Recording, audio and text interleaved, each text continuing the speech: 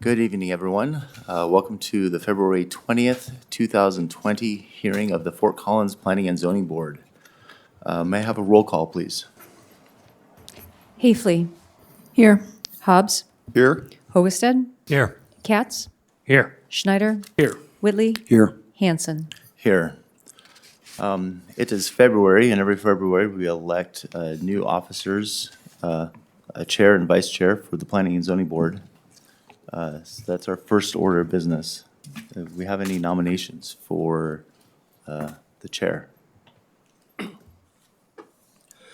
I'll nominate the current chair, Jeff Hansen. Second.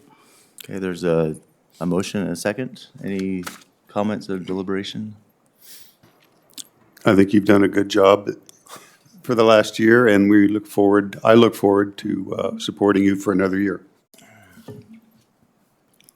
There's nobody opposed? Are you sure? Yeah. All right, can we have a roll call, please?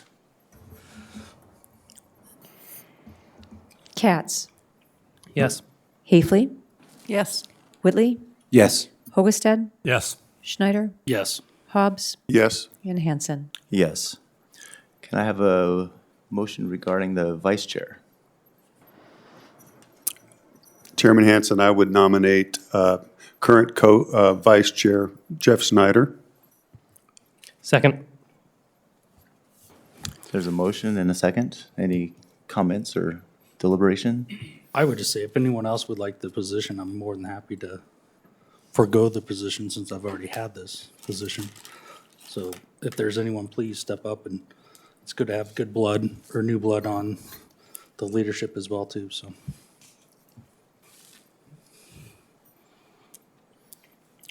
I think everyone's happy. I've been pleased with your support as vice chair, so, what?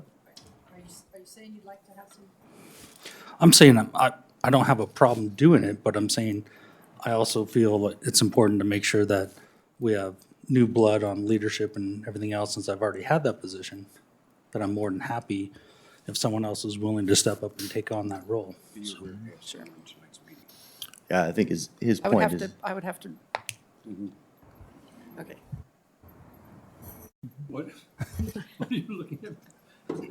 I will, that nomination.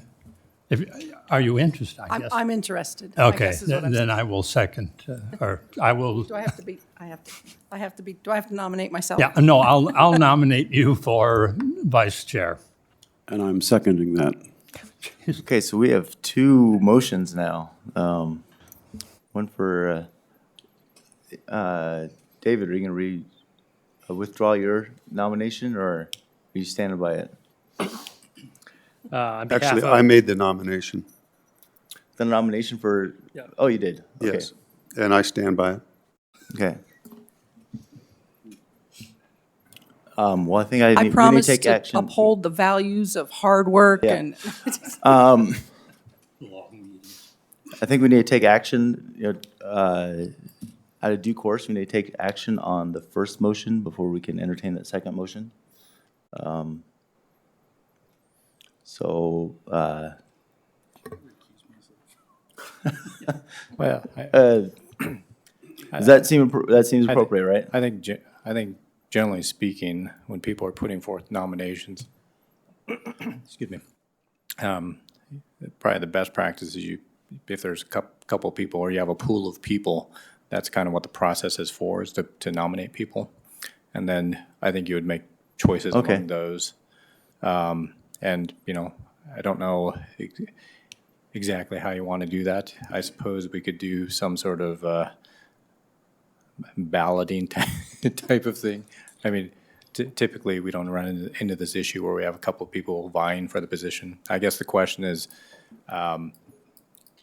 Jeff, if you are willing to yield and see if Michelle, if the majority of the board wants her in that position, you could do that. I have no, I mean, Well, like and it. and I'm willing to yield. It just sounded like maybe you were saying you didn't No, necessarily. I mean, I'm perfectly happy to serve in the role and the position. I'm just saying that I'm a personal believer of we need to make sure that all board members have the chance and opportunity to climb the ladder. Thanks. Oh, And I have since- new information. And since I've had the opportunity to serve as vice chair and chair of this board, I have no problem if someone else is wanting and willing Right. to not necessarily fulfill the position. If there's, So according to Bill, that whoever's vice chair will have to run tonight's meeting. correct. A portion of, Mitch, I may I'm recusing myself for withdraw one item, yeah.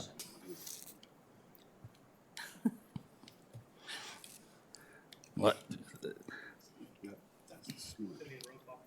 Let's just, So I'm sorry. I want somebody to reiterate what who is being nominated then. Well, I nominated Jeff Snyder. Okay. I was There second, was a Jeff second. Snyder. Yep. Well, I guess the question, Michelle, have you withdrawn? I feel I am not prepared to run a meeting this minute, so. Okay. Well, would it be a problem for Jeff to run tonight's meeting since he has experience, but then you could still be vice chair in the following meeting and so on? That would be fine with me if that's allowed. I think Seems the bylaws specify that the vice chair essentially fills in the role of the chair.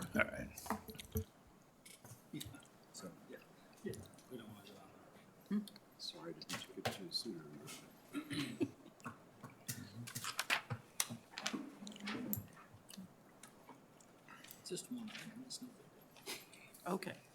All right. I have no chicken use. You're, I'll leave these for you. you leave the notes? Okay. I'm more than happy to give you my cheat sheets and everything else, and if that helps, if you feel more comfortable with running the meeting, so. And we're very supportive, so we can help guide you through the process if there's any concerns, so. Okay. And we can certainly take a brief recess to provide you with a little bit of information, if that's helpful. Okay. Sure. All right. Okay. So Member Schneider, are you, I didn't nominate myself or anything, so okay. I'm gonna just recuse myself from the vote, so. Well, I understand, but I guess if you can agree on there's just one candidate, then that just kind of narrows it down. Like I said, I have no issue if another board member would like to step up. I fully agree and support the idea of our board members playing the leadership role and climbing the ladder and everything else. And I've had the opportunity. It's not that I don't want to serve, and I'm happy to serve. It's just if someone else is wanting and willing to, then I have no issues with stepping aside and letting them fulfill that role. Okay. Well, from what I'm hearing then is we have two candidates at this point, and I think you just have to, each person will have to voice their vote, and you can certainly vote for yourself if you want to. So this vote should be responding with a name. When I do roll call, it should be responding with a name rather than yes or no to a particular Correct. motion. Okay. So the two candidates we have are Michelle and Jeff. So can I have a roll call, please? Hogested, Michelle? Schneider, Can I recuse myself?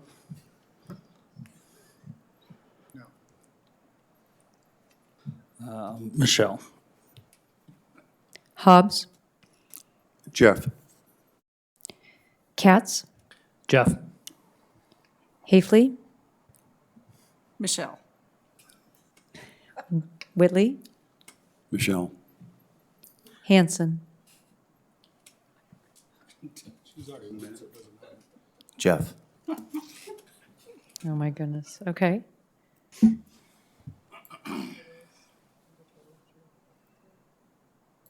I think that's 4-3, Michelle, right? Okay, so the new officers of the Planning and Zoning Board are myself as the chair of the board and Michelle Hafley as the vice chair of the board.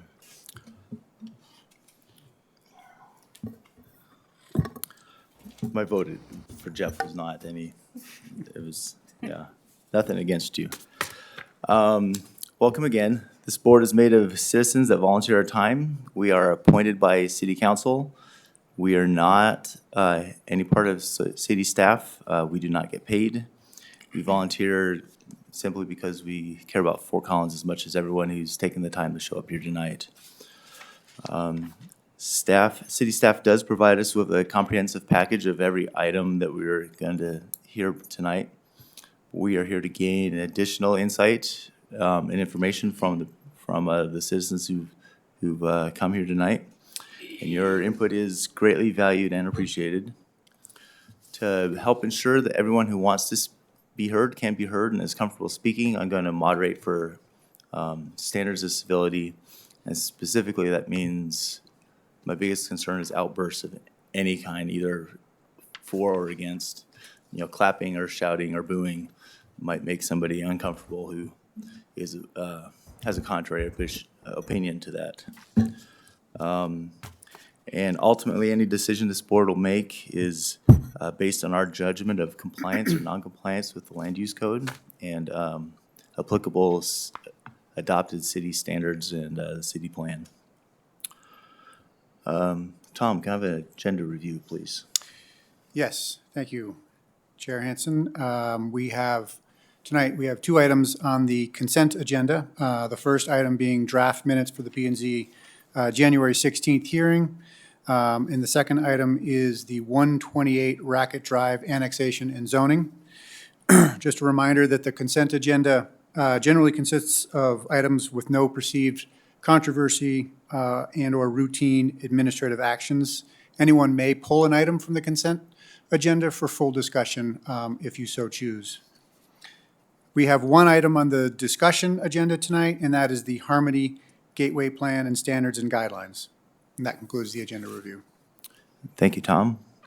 Before we get started on that agenda, I want to provide some time for citizens in attendance tonight to provide input on items that are not on the agenda. So any topic not on the agenda, this is your time. Eric, is you here for something not on the agenda? Okay. Anyone else? Anyone else like to speak to something that's not on the agenda? No, just seeing one. Okay. Have 3 minutes. If you haven't signed in outside yet, please sign in at the podium. And for the sake of recording the name on the video recordings, begin by speaking your name. Go whenever you're ready. Eric Sutherland, citizen of Fort Collins. God, I really don't know how to even start this one, guys. The Montava PUD and the entire process that occurred, well, it experienced a large number of legal deficiencies in its process. Legal deficiencies that are just a matter of process, conformance with our city charter, conformance with the state constitution as it went through, to leaving it in this bone dry state where I don't believe the developer walked away with anything from that entire process that can't be legally challenged at some point far into the future because of the constitutional dimensions of the legal deficiencies. And this is not the way a great city like Fort Collins should be doing its business. Now, if you guys all could just do me a favor and just hear me out, and the last thing I want to hear today is somebody turning to city staff for their comments on about this, because you're being routinely misinformed on these subjects. You're not giving the community the benefit of really looking at the issues that I and others are bringing forward as these things come through. We're not getting good planning results as a consequence. This is a section of the PUD approval process. If you read that, it says, the master plan must be consistent with Article 3, you're familiar with that in our land use code, unless Article 3 is inconsistent with the master plan. That language is patently unconstitutionally vague, rendering any decision that was made on the basis of that subject to challenge, probably a successful challenge. And then down below, we have this quotation from, not exactly a direct quotation, but from our mayor, telling the citizens they should be lawyering up just like developers are, because that's the only way that they're ever going to get a fair shake in this whole process. That was said on the occasion of first reading of the ordinance that you've heard me comment about several times regarding our appeals proceedings, of appealing of decisions that you all make.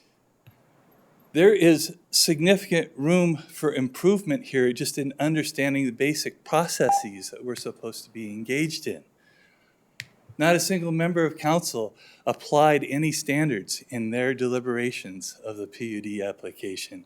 The one member that reversed her position from opposing to approval didn't cite any specific citations or any standards when announcing her reversal of her decision.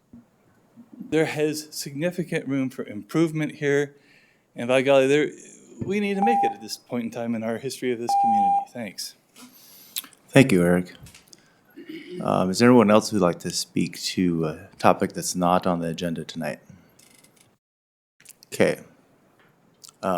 Anyone on the board or on staff want to respond to comments?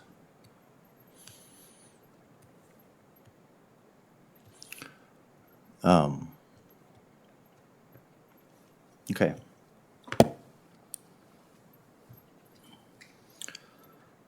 I'm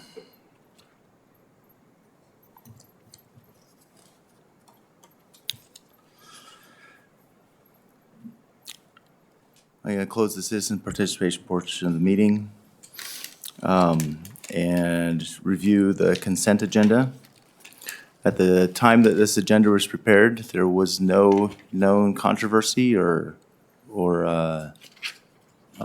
regarding any of the items on the consent agenda. If that assumption was not correct, there's an opportunity for anyone in the audience tonight or on the board or on staff to pull an item from the consent agenda. The first item on the agenda, I'm going to go through each one. The first item on the consent agenda is the draft minutes of the January hearing of the Planning and Zoning Board. Does anyone on the board or in the audience or on the staff want to pull that? Okay, don't see anybody wanting to pull that. The second item is the 128 Racket Drive annexation and zoning. Is there anyone in the audience or on the board who'd like to pull that from the consent agenda? Okay. We're not going to hear, just to be clear, we're not going to see any presentation on those items since they're remaining on the consent agenda. And before I ask for a motion, I'm going to need to read the following statement. Any public hearing item approved on the consent agenda shall be considered to have been opened and closed. The information furnished in connection with any such item and provided to this board shall be considered as the only evidence presented for consideration. Approval of any public hearing item as part of the consent agenda constitutes adoption by this board of the staff's recommendations, finding, and conditions of approval for these items. May I have a motion regarding tonight's consent agenda, please? Chairman Hanson, I would move that the Fort Collins Planning and Zoning Board approve tonight's consent agenda, which consists solely of two items. The first one being the draft minutes for the P&Z January 2020 hearing, and the second being the annexation and zoning for 128 Raquette Drive. Okay, there's a motion. Is there a second? Second. There's a motion. Do we need to add based on the information in our staff reports and the findings of facts to complete the motion? No. No. Okay, there's a motion, a second. Any last comments or deliberation? Seeing none, can I have a roll call, please? Katz, Yes. Hafley, Yes. Whitley, Yes. Hogestad, Yes. Schneider, Yes. Hobbs, Yes. Hanson. Yes. Okay, um, yeah, I think we want to take a quick break before we get into the discussion agenda.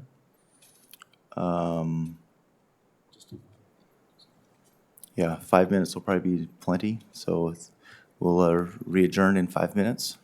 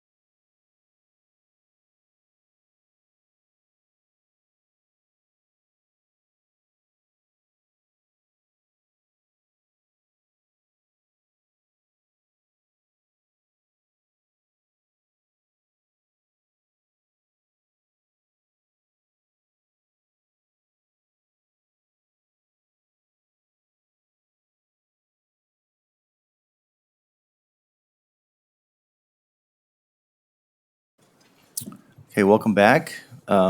Before we begin addressing our discussion agenda for tonight, I'd like to let everyone know what they can expect.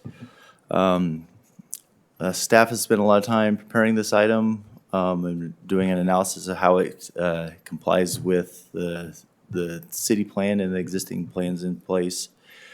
They'll begin each item on the discussion agenda by giving us a brief introduction to the project. Normally, we'd have an applicant give a presentation, but I don't think we're gonna have an applicant presentation. The city is the applicant, yep.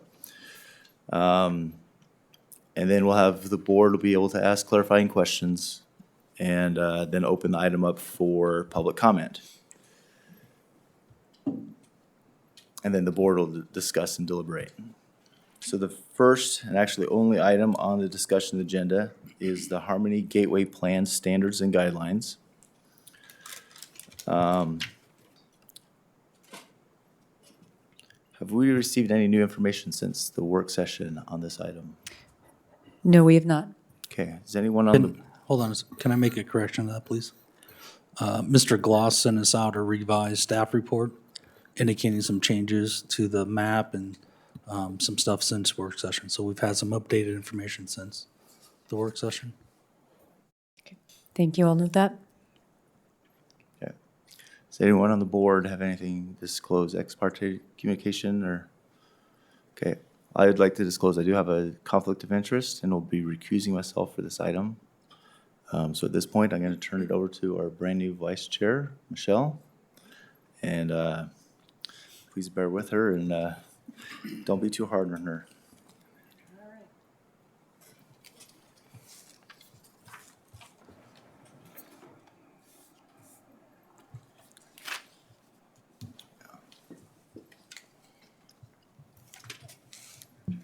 So the order is public comment first or staff presentation first? Okay.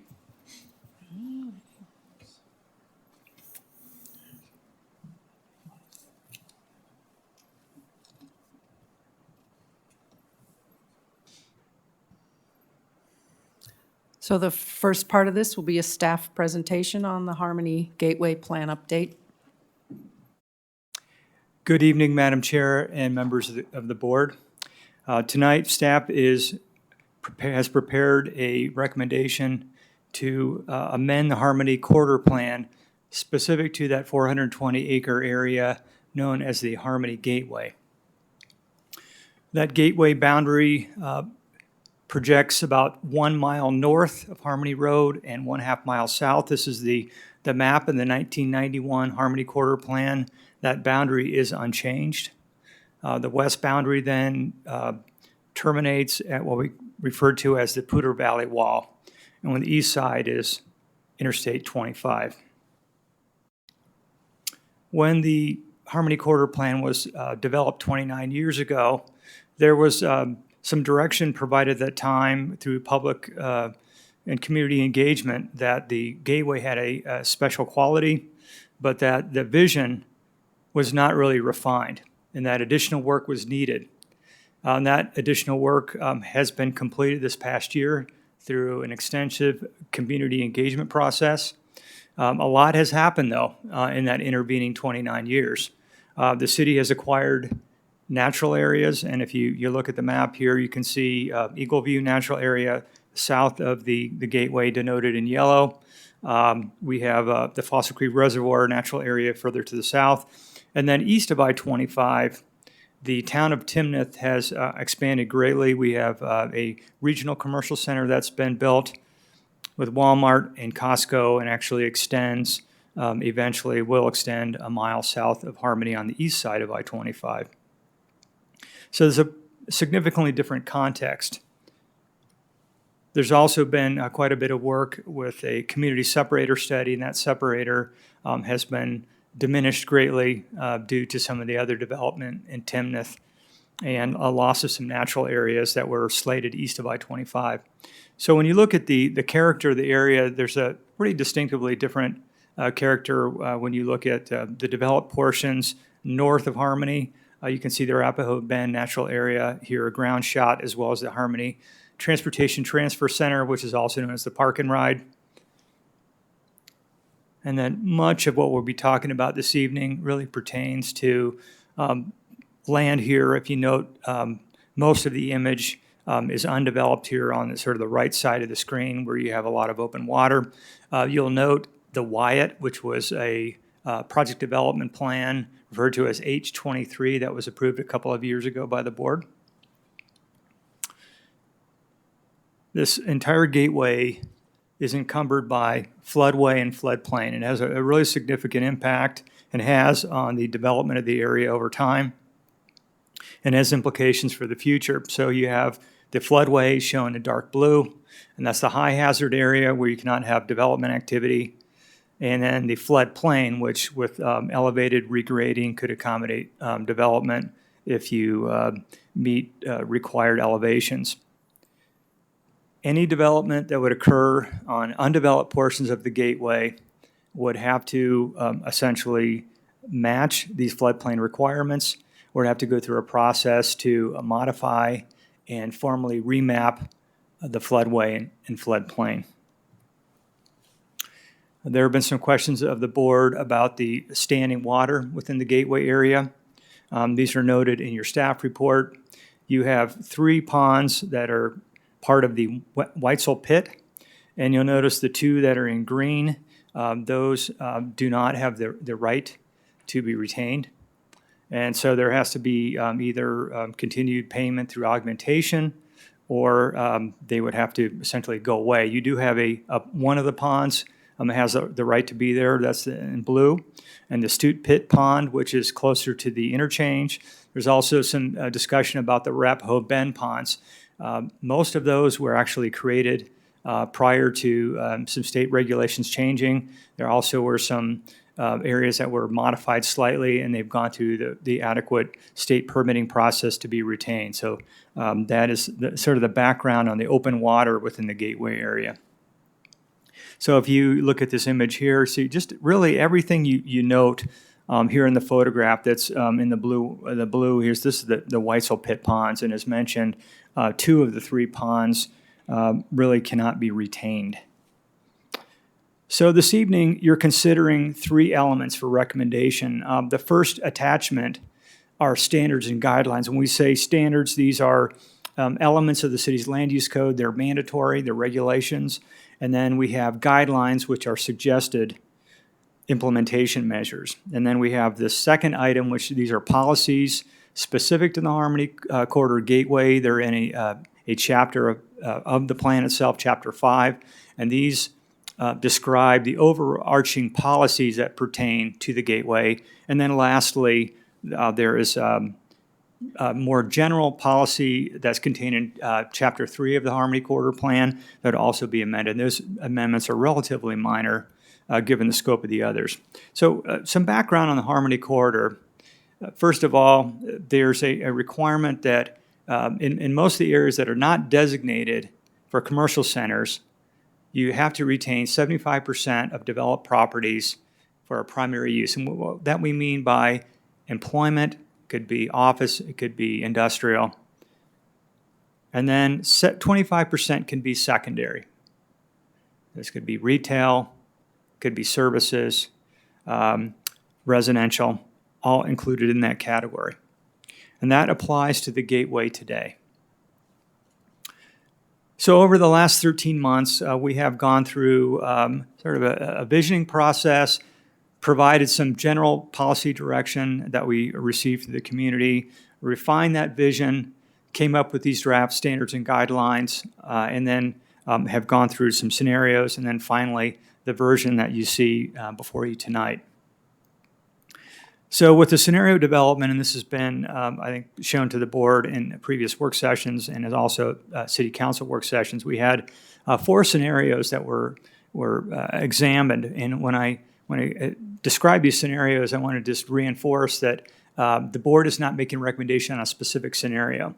The scenario that seemed to have the most support through the public process was this one. I referred to as Scenario D, and we entitled it Reduced Intensity. And you'll see here some ratios that are different than that 75-25% split. We also did some analysis on the amount of open area that you would have, in this case, up to 40%. And this is, in essence, sort of the baseline that we use to create the standards and guidelines that you have tonight. So the specific land use recommendations, first is to go to a split of less than 50% retail and commercial, greater than 25% employment, and greater than 25% residential. So those are the new ratios, and that civic and cultural uses would be exempt from these limitations. Some other specific land use recommendations. First is that drive-through restaurants would be prohibited, and that's the case today in the Harmony Corridor. And also that we would not allow a collection of big box retail, large retail establishments to be more than 250,000 square feet. And that in this case, big box retail, which is defined in our case, greater than 100,000 square feet, would be prohibited. So with the policy direction in Chapter 5, we've discussed these major design elements. We're going to go through most of these one by one. One of the things that really has helped inform the conversation about the future of this area and its development was the community separator study. There were 3 separator studies that were done. This one from 2003, this map illustrates this notion of a separator between Fort Collins and the town of Timnath. This has been diminished, as mentioned, because of the development east of I-25 and the loss of some area that was slated for natural area acquisition. But at the same time, there's still some opportunity to retain some degree of separation. So one of those elements is the protection of some of this land in an undeveloped state. And the metric is that 40% of the area would be in a naturalistic state. And you would have, these are some of the elements that would contribute to that 40%. So you would have setbacks that would be enhanced along I-25 in Harmony, floodways, if you had any natural habitat or features, stormwater detention areas, obviously open water, other landscaped areas that are contiguous, and that, we've got some dimensions here. And then very important is how we measure this 40% and how we measure actually the land use mix. And that is based on a development plan. And our code defines a development plan as an overall development plan, a project development plan, and a final plan. So if you look at this image, this is north of Harmony Road. This is the Arapahoe Bend natural area. This shows that the mix of cottonwoods and willows and other native plants and these belts of trees that gives the area its character. And this is really what is informing us about the landscape requirements within the gateway area. So this is just a illustration showing what it might look like along I-25 with an enhanced setback. You would have buildings could be brought up closer in some places to the street. You'd have an undulating setback, but you would have this naturalistic landscaping within the foreground. Here's another illustration. This is looking down Harmony Road towards the west, and you can see a 140-foot setback screened to parking and 190 feet to buildings with an average setback. And this would be really kind of the unifying element, I think, along both frontages. And then you can see another illustration showing what that landscape might look like with essentially a recontoured, reshaped landscape setting along Harmony Road. So there was a lot of discussion during the public process about building heights and really significant range of opinions. We heard from some that we should have exceptionally tall buildings with smaller footprints. That would be a way to essentially have less of the site area being developed. And then we heard from others that the building should be very low slung to protect views to the foothills. But then there would be obviously a greater footprint overall to the site. So at the end, the recommendation of staff is to have essentially keep the heights as they are today, with one exception. That is, if you would go up to the maximum height, 6 stories for a mixed-use building or commercial building, they would actually have to drop it 1 story if you did not provide structured parking as part of the development. And then we also have provisions that require stealth wireless telecommunications facilities. This has been an issue. You can see the image there on the left. This is actually right at the near the intersection of Harmony and I-25. We have 2 of these within the Gateway area. One is actually in the town of Timnath. And then there's the notion of a regional trail corridor that would connect the Poudre River system to the north, coming through Arapahoe Bend, coming through the entirety of the Gateway, and then terminating and connecting to the Fossil Creek Reservoir Area Trail System. And then lastly, I wanted to touch on the Heron Rookery, which is actually not within the Gateway. It's just outside to the south. This rookery essentially has a buffer that would go into the Gateway area. That's been depicted in some other graphics. And just noting that this is an earlier image that we've lost about half of this tree, which has nesting species here. So this is the situation. We're not really certain what will happen with the herons after the essentially loss of a large portion of the tree, but I think that remains to be seen.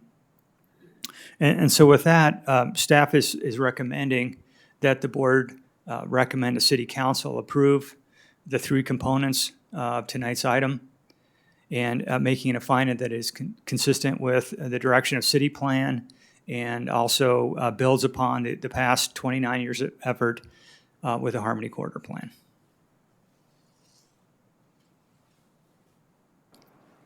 Thanks, Cameron. So after this presentation, do any of the board members have any questions for Cameron or any other staff? I have a quick question, Cameron. Just to clarify, the 40% natural areas, is that within the entire gateway or is that per new development? It would be per development. So a property owner or a group of property owners could describe an area, could be within an overall development plan or a project development plan.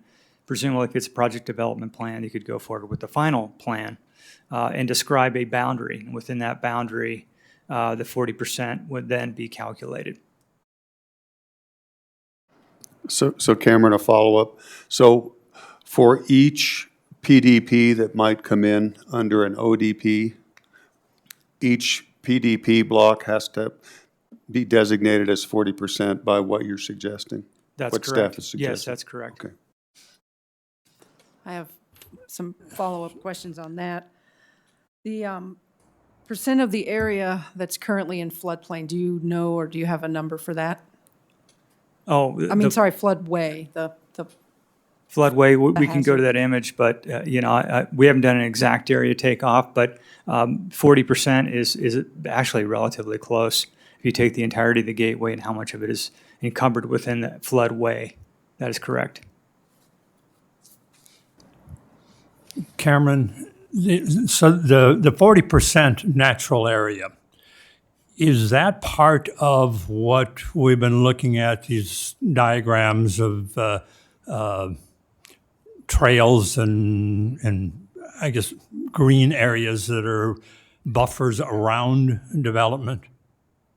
Yes, as you might remember, I had the one image where I enumerated the various elements that would contribute to this naturalistic landscape. So it could be an area that's in floodplain, floodway, open water, could be a trail corridor, common landscaped areas that are of a certain dimension. They would all count. Would requirements for plantings at parking lots and stuff still be enforced, or is that part of the 40%? Something like a perimeter building landscape or parking lot landscape would not be included as part of that calculation. Okay. I have another question. When you say that the cultural facilities are not constrained by the land use limitations. Does that mean that an entire project could be 100% cultural facility? I mean, Yeah, yes, it kinda could. confused. Hypothetically, yes. I guess a follow-up on that is what types of facilities does that mean? We have a host of types of civic and cultural uses. Certainly something like a habitat restoration area, a park, a ball field. All of these are either recreational types of uses or open, undeveloped properties, essentially.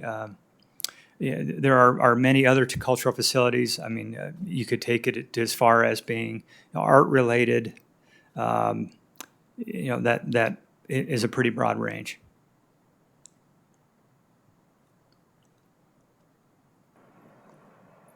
Are there any other questions from the board? Chair, or Vice Chair, I should say. I have a clarification question for Cameron, if you wouldn't mind.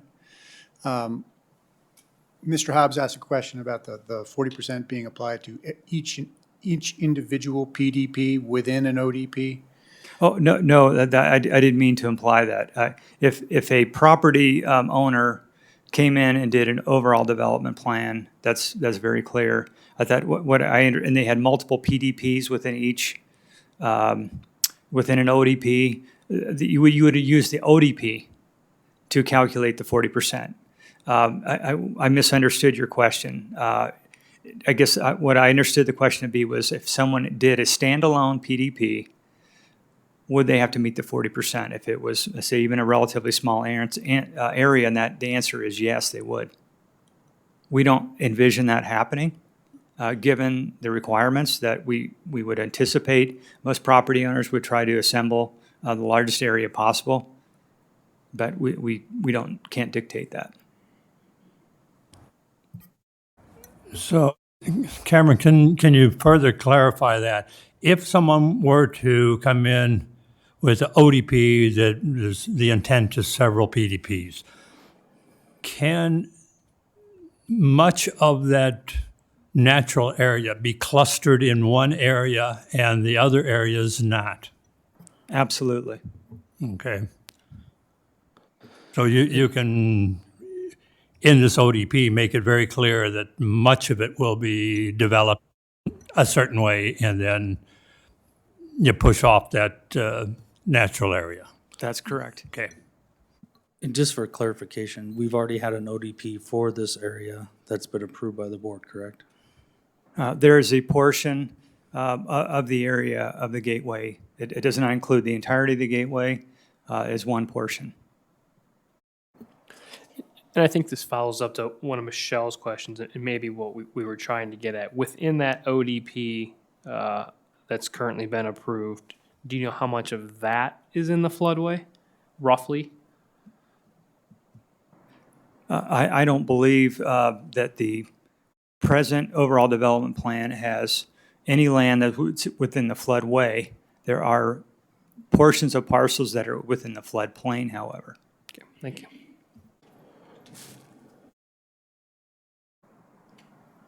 And Madam Vice Chair, I do have to clarify. My understanding of the ODP is that it encompasses all of the area south of Harmony that is within that gateway area, and in fact extends further to the south of that. There's only a portion in the northwest corner that has been delineated essentially as is eligible to have different phases or different PDPs coming in on that portion of the property. If other phases want to come in on the remainder of that ODP, there would have to be an amendment to that plan.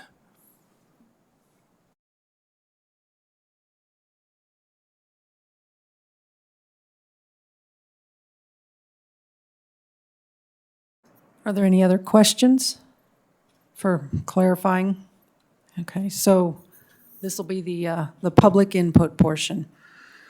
I understand that there are a number of people who want to speak as a group, how many people would like to speak to the board on this issue? So, 7, it looks like? So 6 of you are together. So we've been led to believe you guys want to do one presentation that's a little bit longer. So would 15 minutes be enough? Should be. Okay. And then, Madam Vice Chair, I just, for clarification, excuse me, since we have 2 groups that want to speak to us, representing different opinions, are we going to allow the other group the 15 minutes of time, or Yeah, should we ask Is them? that, I think that's fair. They Is that all only right? have one person, and we brought a lot of people thinking that. I'm sorry, if you, Yeah, could if they you can speak at the step mic, up, please? if you can step up to the mic and identify yourself before I speaking, am please. Kara Lynn. We brought a lot of people with us because we were told the rules indicated that we had to have a person for every 3 minutes of time that would be allotted. So if there's only one person for the other side, it seems like that would not be quite equitable. I would like, if we're going to do that, for us to be given our 18 minutes, which is 3 times 6. Madam Chair, Carolyn White, I represent the property owner. Okay. I don't need 15 minutes, so we could just make that easy. I was planning to do it in 3.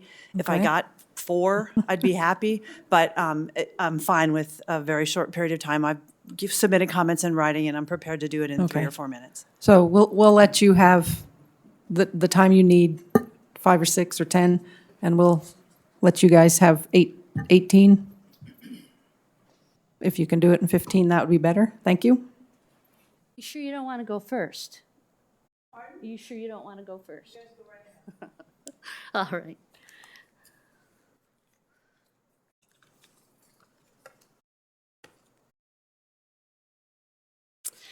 Kara Lynn, 5100 Northern Lights Drive. I'm a property owner there here in Fort Collins. Members of the Planning and Zoning Board, members of Planning and Zoning staff, and members of the public, thank you for allowing us to have an opportunity to comment on this item. I'm here to speak on behalf of many individual citizens in Fort Collins regarding land use issues that will impact development in this area. The current slide shows a beautiful picture of the area. I keep cutting out, so I don't know what's wrong with this mic. It's probably common for citizens all across the country to have knee-jerk reactions whenever a development process or project occurs within eyesight of their property. If you could back off the mic a little bit, that might help.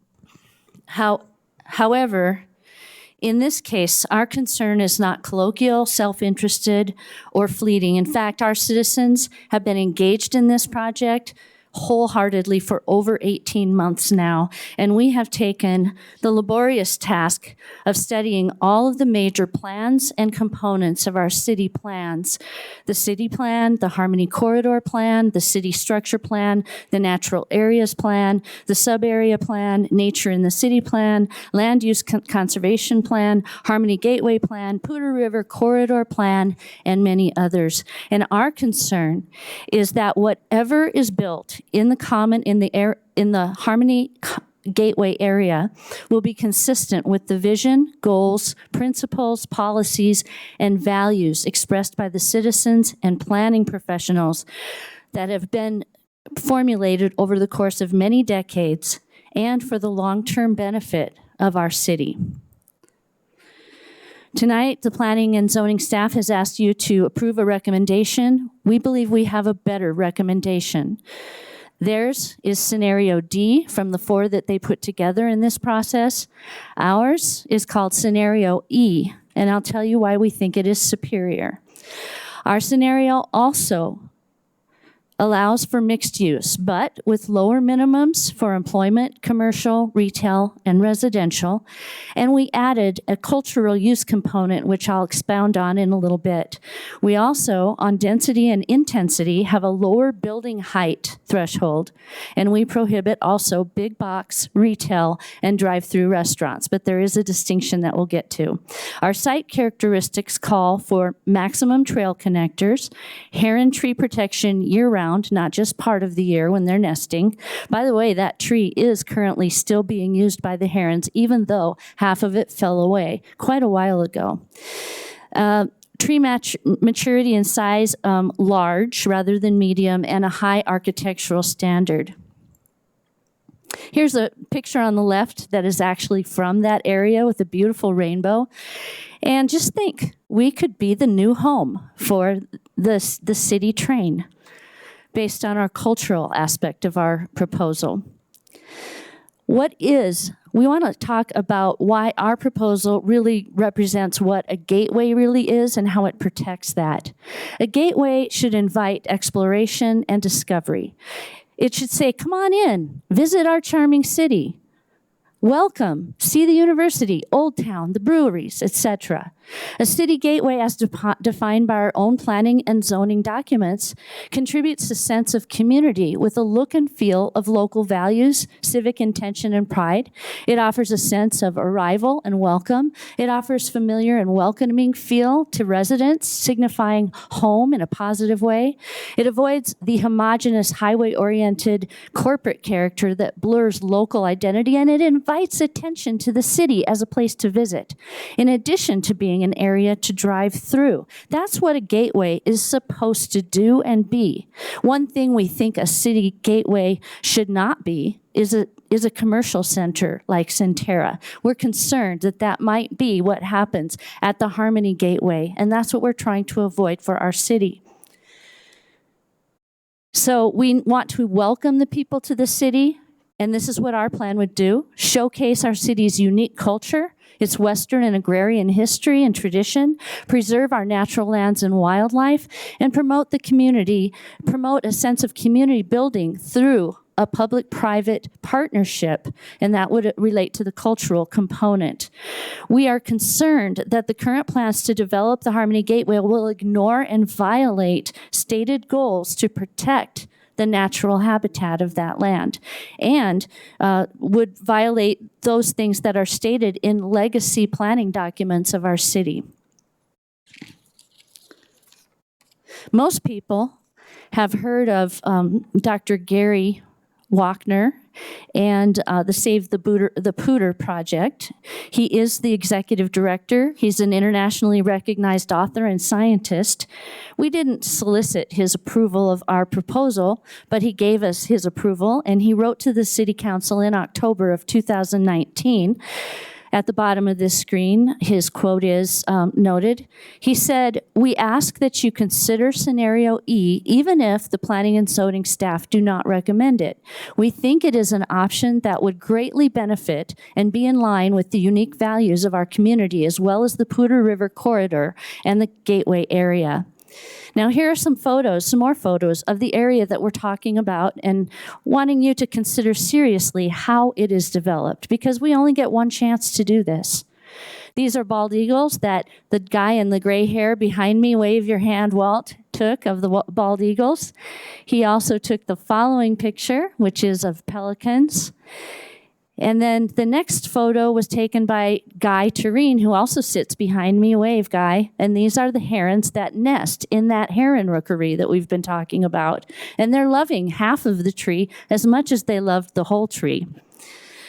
I'm sure we can all see that there is something very much worth protecting here. So what doesn't work in the Gateway? A rebranding of a commercial development and calling it a gateway is not going to work. We don't want the homogenized, highway-oriented corporate character. We don't want the oops, we're in Timnath experience. We want something that brings life to the Harmony Corridor Gateway, something that makes people say, wow, we're really glad we stopped here. That showed us a lot about what Fort Collins' history and culture is about, and what Northern Colorado is about. It made us really wish we had stopped sooner. Projects, according to our own documents, say that the projects in the vicinity of large natural habitats or natural habitat corridors, including but not limited to the Poudre Valley corridor, should be designed to complement the visual context of the natural habitat. It's in the city plan documents that we're not supposed to obstruct the natural views the landscape of the Poudre River Valley. Yet, when you look at what was done in Wyeth Apartments for H23, we see that the height of the buildings was just too high, not by that much, probably by half a story. But if they had been 2 stories instead of 3, they would not have obstructed the Poudre Valley Bluff, which they're just a little bit above, and you can see that in these pictures. And then it shows the next natural scene, which is the Rocky Mountain landscape behind that. So those things are supposed to be protected. They're important to the natural landscape. Does it make sense to bring people into the gateway where we have a natural asset like the Poudre River and then allow land use standards to be violated such that those natural assets can no longer be appreciated? Of course not. But it has happened in this case. What will you do to make sure that it doesn't happen in the future with the other projects that will be built in the H25 Harmony Gateway area? Just to compare our proposal a little bit with the one that you've been asked to approve tonight, the city staff had used a metric of density, and they characterized that by open space and the amount of open space. We contend that you would need to use another metric in order to really capture the characteristic of density and intensity in that area, and that would be done by looking at the size and height of the buildings in the remaining developed space. We, in our proposal, have reduce the amount of overall density and intensity in the area. And this is very important because of this ODP project that's already started in that on that land, and that will be probably quite dense and intense. So what you decide on this is going to be really very, very important. Here's a graphic depiction of how our proposal compares with the one that you were presented with by Mr. Gloss tonight. The last 2 columns in this graphic show scenario D, which may have changed a little bit from what's in this graphic to what he proposed, and this has been a moving target. We've been drinking from a fire hose for a year and a half on this thing, so we're doing our best as citizens to keep up with it. But if you look at the last column there, you'll see that all of our numbers are much lower because we want less development in terms of percentage of every single category. And if you look at the last column and you see where it says limited, it's not highlighted, that is for the civic and community component. Well, the line right below that is the one that says cultural use. We created that line. We created that dimension in that category. It was not in any of the scenarios that were offered by the city or developed by the city. But now that we have offered ours, and this is probably a compliment to us, so thank you to the city staff, they decided now to talk about civic and cultural uses as well. However, the way they're using the word cultural is quite a bit different than what we meant by cultural, and they're mixing kind of cultural and civic together. So we want you to be aware of that and point that out. Our scenario allocates 20% of the land use to a true cultural use, not civic/cultural. Secondly, our characteristics would include things like nature walking trails, a welcome center, a museum focusing on city and regional history, a farmer's market, music venue, educational and nature opportunities, the train, artisans, bird watching, you name it. There could be a lot of other things included. And we offer and ask for a public-private partnership to be a funding vehicle. That's both a challenge, but something that's been done before. It's not recreating the wheel, and it's also an opportunity to really get community buy-in and involvement in what happens at the Harmony Gateway. What we don't want, we want you to reject the argument, which will be a part of the proposal of the planning and zoning folks, that will be asking for approval that says the large civic projects, which they're also using the nomenclature cultural to describe, that they would be the same thing. A large sports complex, a ball field, a mega church building, those things are not cultural uses by definition and by character. They have nothing to do with art, history, nature, the unique character of Fort Collins in northern Colorado. So please take note of that. Also, please resist the temptation to make false choices. Just because Timnath has done things to ignore separators and connectivity and things like that doesn't mean that Fort Collins should make that same mistake. And just because we have allowed developments in the corridor that violated the view sheds doesn't mean that we shouldn't enforce those parts of our policy in future development within the Harmony Gateway. We are offering a true community gateway. We're not trying to take the gateway concept and make it fit with any developer's vision of what they would like to do on a tract of land. We think that's significant. We are offering a true cultural component to what happens in the Harmony Gateway, and it highlights the character of Fort Collins as a place to visit. It would help people enjoy their visit here rather than saying, oh no, what were they thinking when they developed this or when they planned this development? Like, that's how I feel every time I drive across the east side of I-25 over to Timnath. I just kick myself. I'm like, why did I do this? So hopefully we can improve on that and really make our side of I-25 something to be proud of. Our plan calls for implementation actions for all of the gateway area, meaning we want to make sure that the policies will be enforced that are in our city plan so that we don't end up violating the view sheds and not being able to see the natural landscape of the area that makes it special and unique. We can't get that back again. And we also are pointing out problems with the HCP standards and guidelines that have been promoted or are being possibly promoted in the current proposal that's before you. Again, this is an area that our comments were based on what information we had at the time.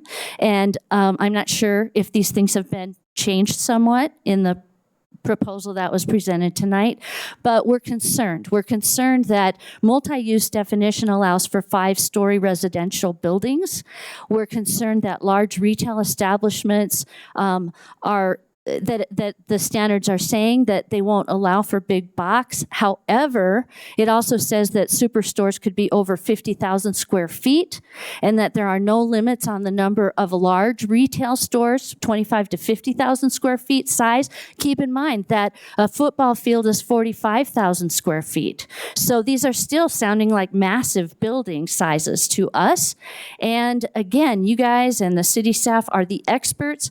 Our only hope is that our input as citizens and our engagement so involved for the last almost 2 years now will enhance the final result, that we will put things out that cause the better result to come to the foreground, and that we will avoid some of the pitfalls and hazards that we've already seen happening because maybe there hasn't been enough attention to the details that need to be attended to. I think Cameron already addressed this. The drive-through restaurants, he said, would not be allowed. So in a previous iteration, I guess they were. So that's why that's still there. I can't believe I'm ahead of schedule here. We really just want to encourage all of you to make sure that what you approve for the Harmony Gateway and any amendment to the Harmony Corridor Plan is absolutely in keeping with the legacy, plans, policies, visions, and values of this community that put a high priority on the natural elements of this part of our geography, and that it doesn't turn into an overly developed, congested, concrete jungle, or even a place where there's a tremendous amount of light pollution from like ball fields and things like that. We want a much, much smaller amount of development than what originally was proposed. And we hope that you agree with us that we've made a good case for scaling back. And in fact, that's what the City Council said they wanted to see the next time they were asked to vote on the HCP. They wanted to see a paring down of the land use that would be proposed. So we encourage you to look at scenario E and to not approve anything that would cause some of the problems that we've put forward in this presentation tonight. We thank you for allowing us to be engaged with you. We've been here many times. Sometimes we've criticized harshly, but we have the best of intentions and we appreciate it. We want what's best for our city. So with that, thank you very much.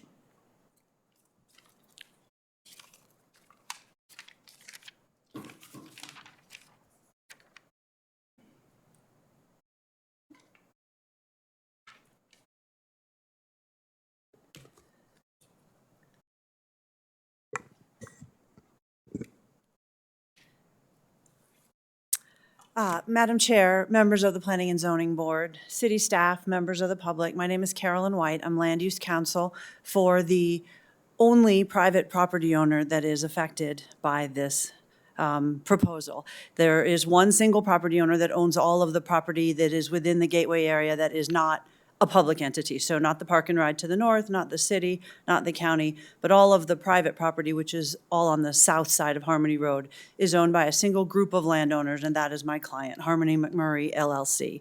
So to some of the questions that were talked about earlier, like, well, how would it affect different landowners and could they aggregate the property?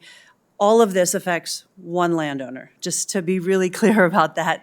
And there was a lot of discussion about how all this input has come from all these different stakeholders throughout the process, but one stakeholder about whom there has not been very much mention is that one property owner, and as you can imagine, they are definitely deeply affected by the recommendation that you might make tonight and how this gateway plan moves forward.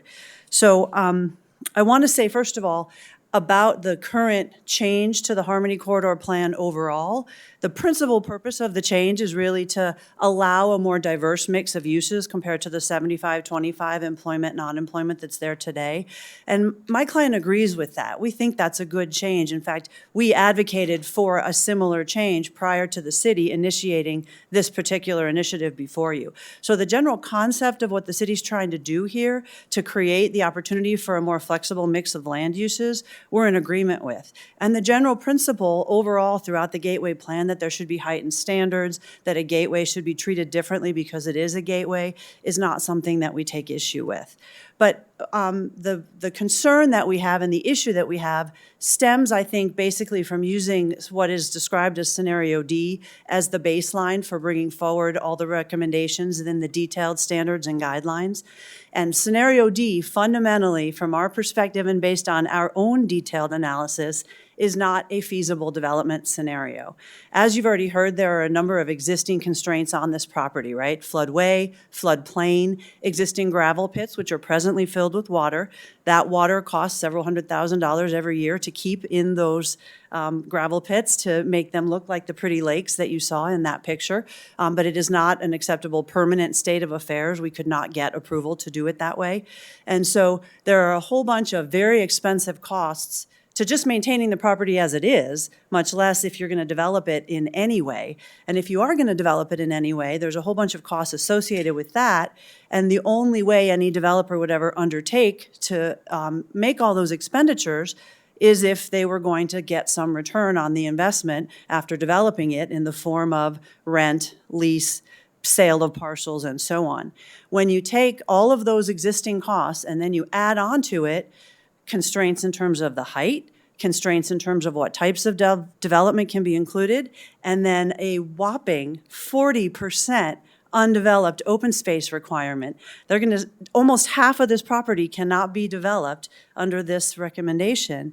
There is no way that Scenario D would ever be financially feasible, and it would not be able to be undertaken at least in today's current development market. Now, we haven't analyzed Scenario E because that's a new thing that we've just been hearing a little bit more about tonight, but I'm certain that if it requires less area to be developed and further constrains development, that it is even less feasible, if that can be said, than Scenario D was. And so when you take those fundamental assumptions about let's reduce the amount of development that can happen on this property, let's preserve 40% undeveloped, and require that all of that needs to be landscaped, maintained, and on an ongoing basis, it simply takes away all of the value inherent in this property. as a result, so the 40% open space translates to about 55 acres of this property that would be taken for permanent open space use and not allowed to be developed if this regulation were passed. That is also particularly concerning to my clients when you take into account the fact that over the many years, and I know this particular proposal has been pending for about 18 months, my client has been working with the city for about 5 years trying to understand what type of development might be acceptable and approved by the city here. And during that time, and even longer, going back to 2005, there's a long history of the city expressing the opinion that this ought to be natural area, open space, community separator, buffer, whatever you want to call it. And as notwithstanding that, we've had some discussions about should the city buy it? Would the city like to accept dedication of a conservation easement for trails, whatever? And the city has told us that they declined to do that because of the potential cost and liability associated with that.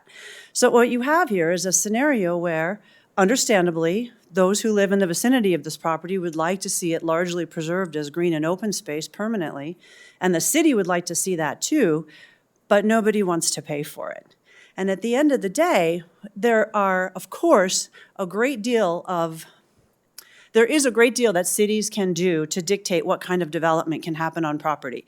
You can adopt plans, you can adopt zoning, you can adopt a whole variety of constraints on development in order to protect the public health, safety, and welfare.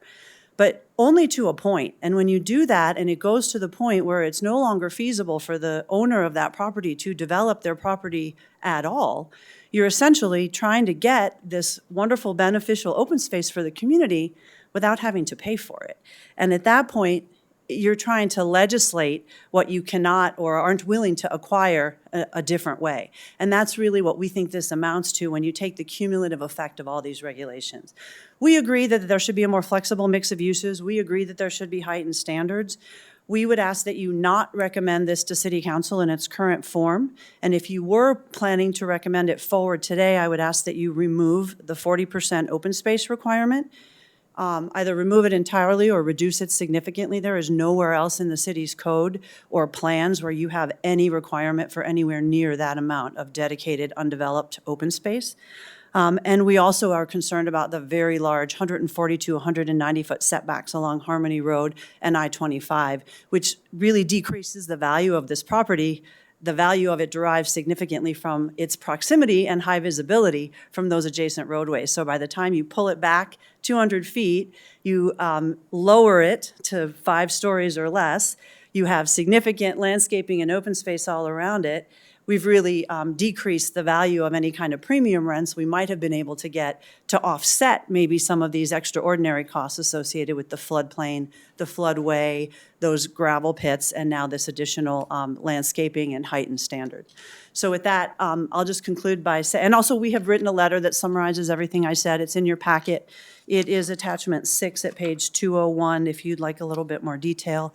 And with that, I would ask you not to recommend this to City Council in its current form, or if you want to pass it forward, to remove the 40% open space requirement. Thanks for the opportunity to be heard tonight. So thank you all. Is there any other public comment not associated with the group that had such a long time? Okay. So at this point, we will turn it back over to staff if they have any response to make to any of the comments.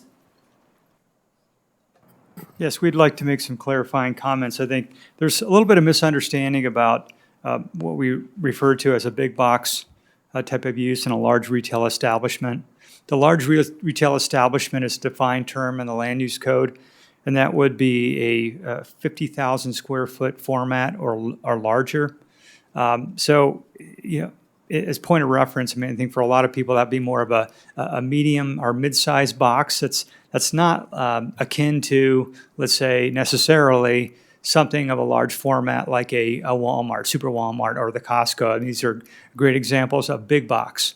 And those are over 100,000 square feet. And we're saying that it would be a collection maximum cumulative amount of large retail establishments.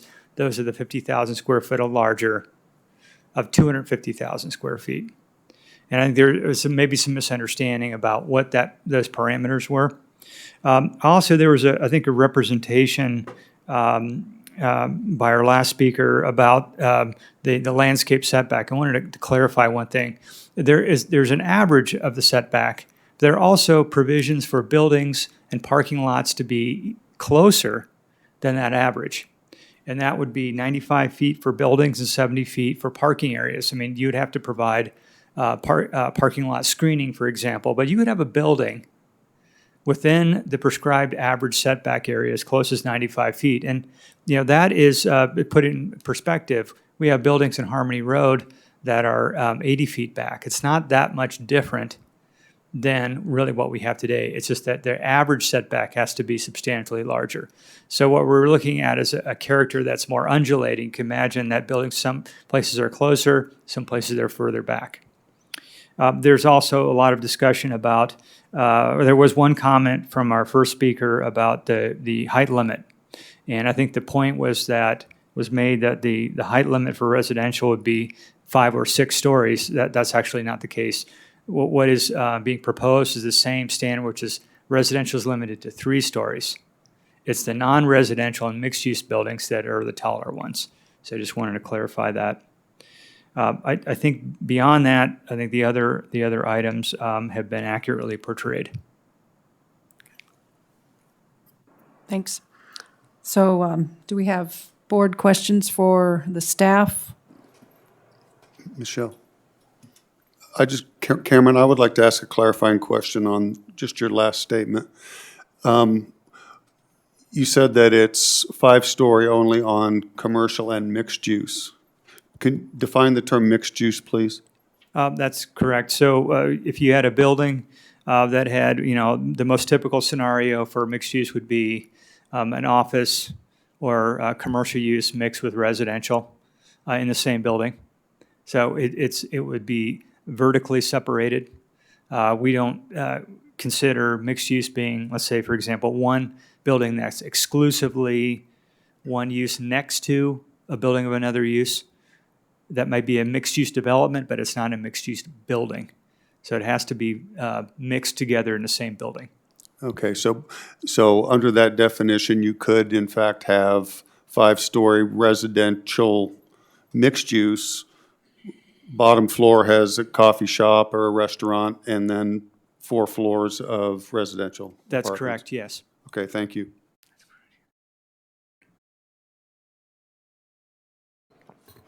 Cameron, just to follow up, because I'm reading the changes to the plan. I'm not a lawyer, but the way that I'm reading the 40% in the calculations is based on the overall area, not on individual parcels. I guess, can we get some clarification? That's the same as it is today. So if you're in the Harmony corridor, let's say you're the Harmony Tech Park, use that as an example. Many people know that. You have an overall development plan, and it's the gross site area for each one of those uses. It's not the building footprint or square footages. It's the site area allocated to that use. Okay, like I said, the wording with it being stricken out and changed and Right, modified. we actually did change that, and we did so because we wanted to be consistent with the existing code. Okay, thank you.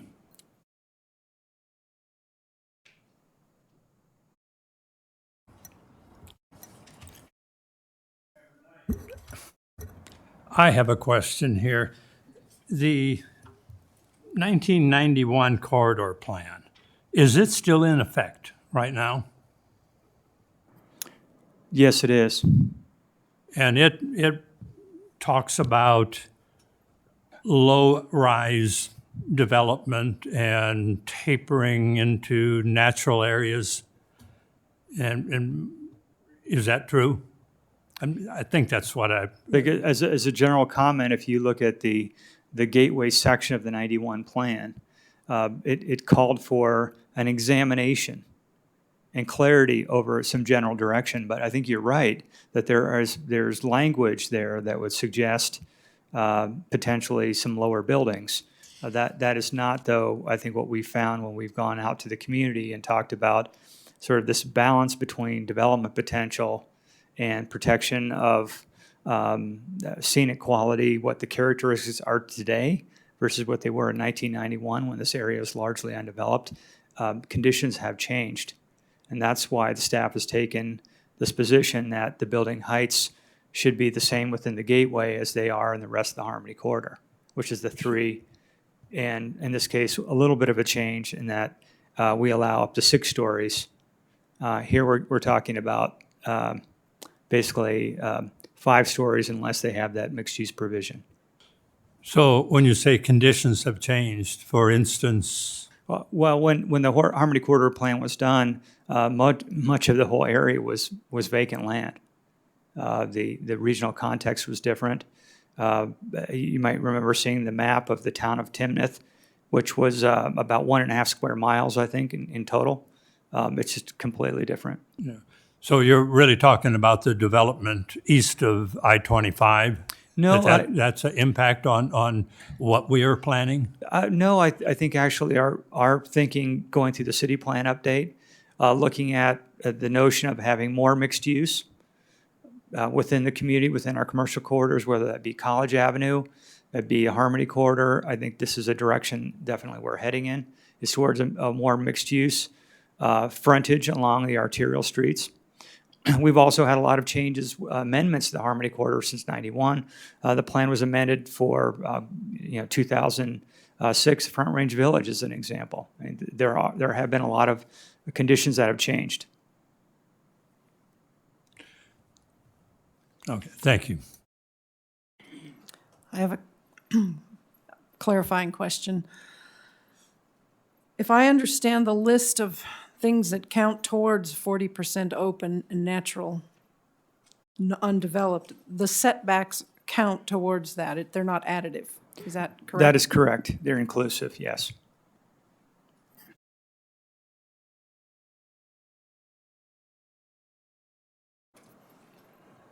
Any other questions?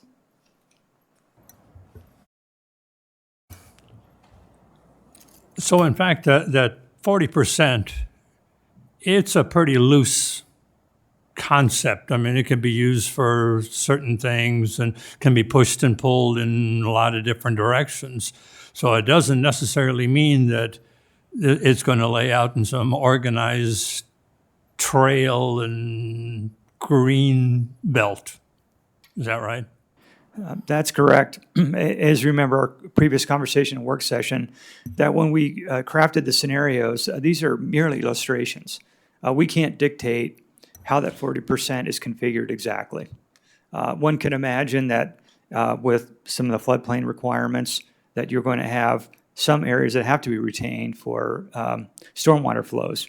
And those would be an obvious place to have those green spaces. Also, some of the water, as you saw, has the right to be retained. There are some couple of ponds south of Harmony, and all the virtually everything north of Harmony that's open water can be retained. So one would imagine that could continue in the future. So you can see there's some elements that are probably likely to be retained as natural, but you're right that we can't really dictate what that final outcome will be.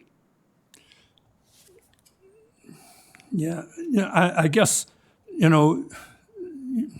in all of this planning, and I know you've done an awful lot of work on this planning, there's been some really handsome illustrations on what all of this could look like, but I'm not altogether sure that this plan is going to deliver that, or not even close to delivering the vision.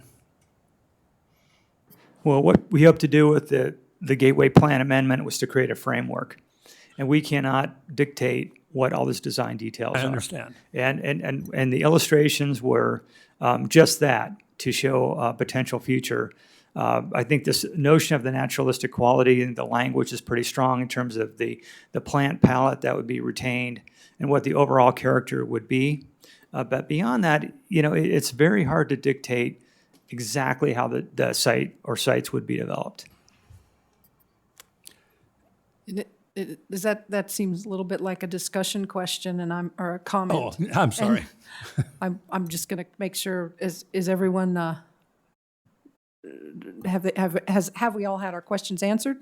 One more quick question. Ms. White mentioned in her letter, they've had discussions with the city about possibly purchasing part of this for land area, or for natural area.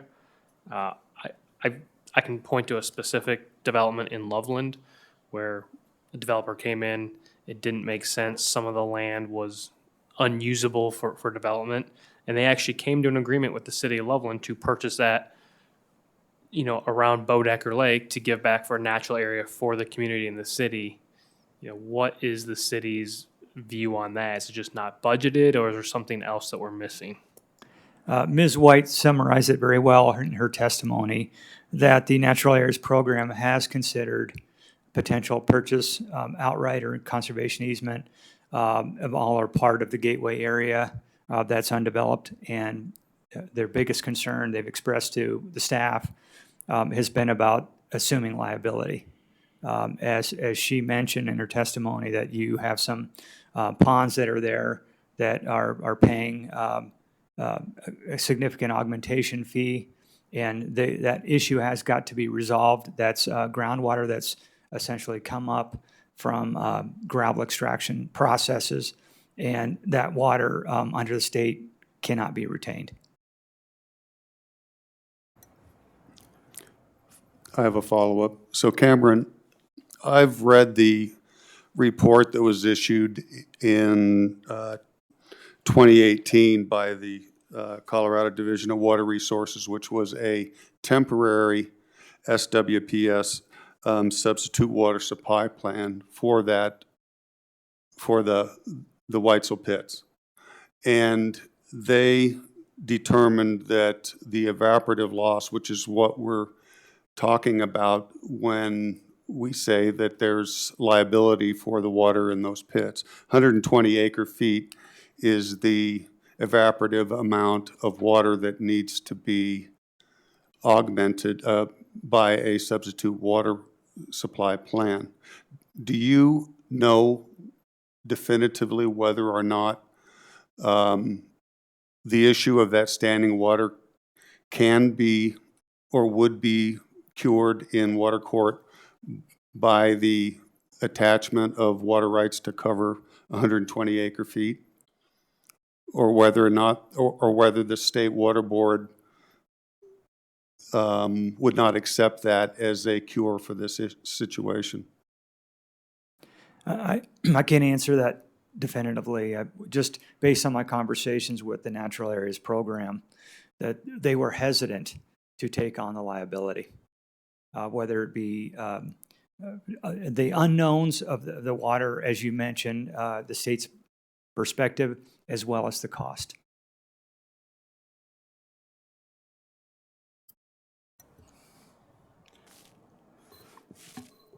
One more question. Cameron, I know that we talked about the cultural use or the proposal for cultural use in the work session. And I guess, can you give us a clarification on that and where the city stands on that and the reasons why? We heard from Ms. Lynn in her testimony, this notion of a cultural use as opposed to a civic use. The staff has actually rolled the civic and the cultural use in together, as she accurately stated. If you look at the different types of uses that are permitted within the Harmony Corridor today, as well as other uses throughout the city, and how we describe use, whether it's residential, commercial, primary, secondary, what have you, we actually would have a broader accommodation for civic uses than I think has been suggested by these citizens that are saying it's a very narrowly defined term about cultural use. From our perspective, there may be some other uses. A park, a private park, for example, falls under a civic use. It's not a cultural use. It could be quite beneficial to this site. As one example, the ball fields came up. That could be another one. I mean, you could have other types of uses that have a kind of a civic or quasi-civic function that are not cultural per se. And we think there's a lot within that category that could be accommodated. So, a Raptor Center, it's a great example where that is not really a cultural use. but it has a sort of a scientific basis to it. And, typically nonprofit. I think you can make an argument for a lot of other uses outside of just that narrow band of these cultural. So some of the civic uses seem to be pretty extreme. Large sports complexes, things like that. Could that be limited so that we don't, sort of by accident get into these monstrous recreation centers, things like that? That could be, from staff's perspective, something that the board might want to consider. Okay.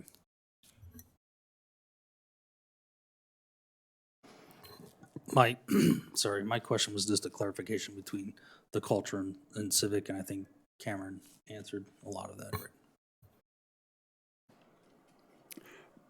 Cameron, Attorney White stated in her presentation that, or her testimony, that there was just one landowner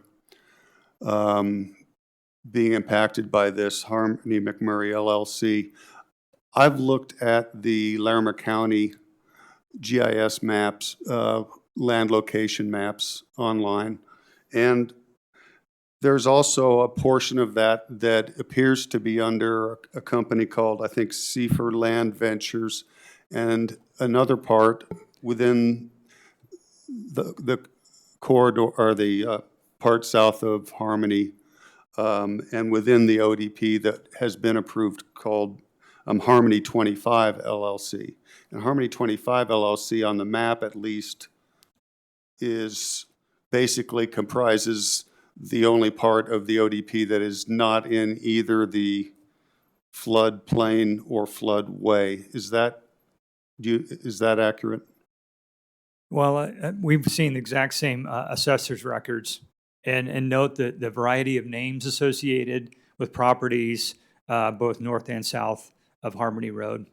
I think we're taking Ms. White's testimony to mean that this southern area has been aggregated under one ownership control, even though the assessor's records show multiple names. And I maybe be best to have her speak to that.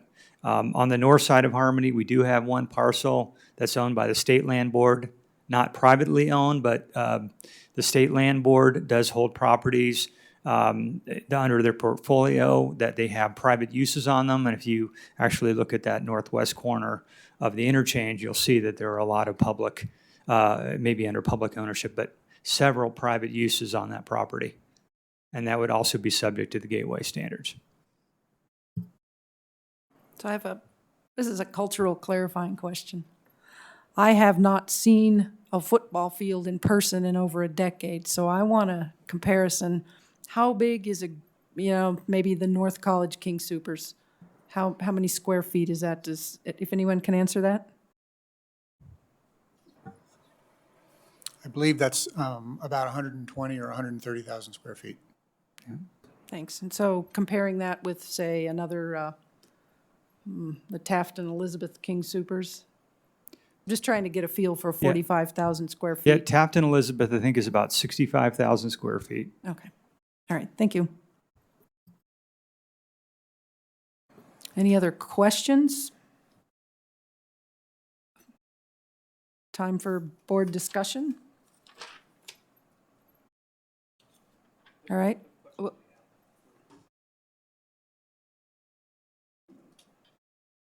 So how would that, since there isn't an applicant, the city is proposing this, you have a question for the property owner? If you could speak into your mic, just so we have everything recorded. Okay. Thank you. So I don't have a clarification question from staff, but I do have a question from Ms. White.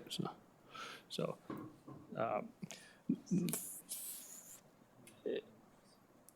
first, I'd like to say thank you both sides for being very, very prepared. I do appreciate that. One Carolyn said it best is, we only have one chance at this. With that being said, I'm a big proponent for property owners' rights. And one thing that you said is your client over 5 years ago was having conversations with the city, and they indicate they'd like to keep this property natural. Is that correct? Madam Chair. No, Commissioner Katz, what I said was that they, as part of the dialogue about what could be developed here, we have had conversations with the city about whether they would like to acquire all or part of it for use as a natural area or as part of a conservation easement, which led to the ultimate conclusion that the city said, no, we don't wish to acquire it. But I wouldn't say that my client desires to keep it all as a natural area. No. What they said was that they agree that there should be heightened standards in terms of landscaping and so on. Right. My question was, when your client had conversations with the city indicated to them they'd love to see this kind of a natural. Oh, the city indicated Yes, that, yes, yes, definitely. So he had those conversations, he or she, but then he still purchased it just over 4 years ago. So he purchased it knowing that the city was going to want to keep it very natural. Can you speak to that? Unfortunately, they, and by the way, it's a group of 5 people, so I don't know what those conversations were. I did not represent them at the time of purchase, and I hesitate to speculate without them being here this evening. Okay. If I might, while I'm here, I just want to clarify to the question earlier, those other parties that you named who are property owners are either under contract or other LLCs with overlap in ownership. So it is a unity of ownership, although the names on the assessor's records are different. One more question for you, Ms. White, while you're there. Do you have any answer to my question about whether or not the evaporative loss could be covered in the Colorado Water Board's eyes with permanent shares of water, or are they only going to be satisfied when the ponds are filled in? I'm sorry, I don't know the answer to that because he has a different water lawyer for this property. I haven't done the water work. If that's it, I'll take my seat. So, any further clarifying questions? All right, well, I think we should move to board discussion. And I will open it up.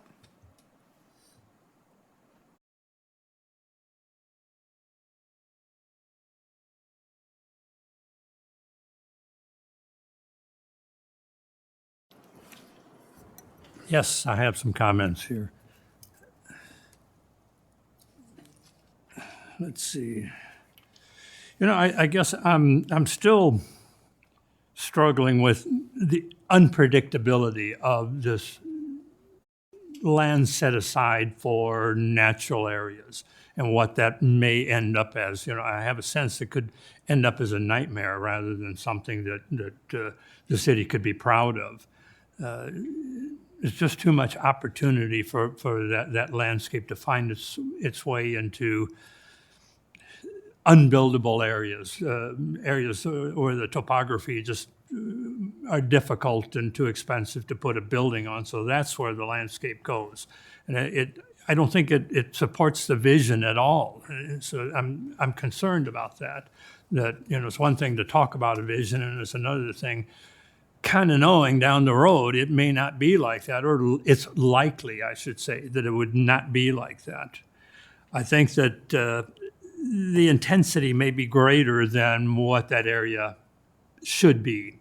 When we talk about a 6-story building, and that's a pretty easy building, it's a plinth construction building so that you can build a tall building and you build it out of wood. So, you know, I think we'll see a lot of that kind of building there.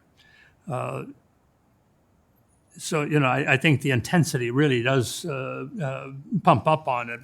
Maybe not so much the density, but the intensity, and I'm concerned about that. And that again is not supporting the vision of this.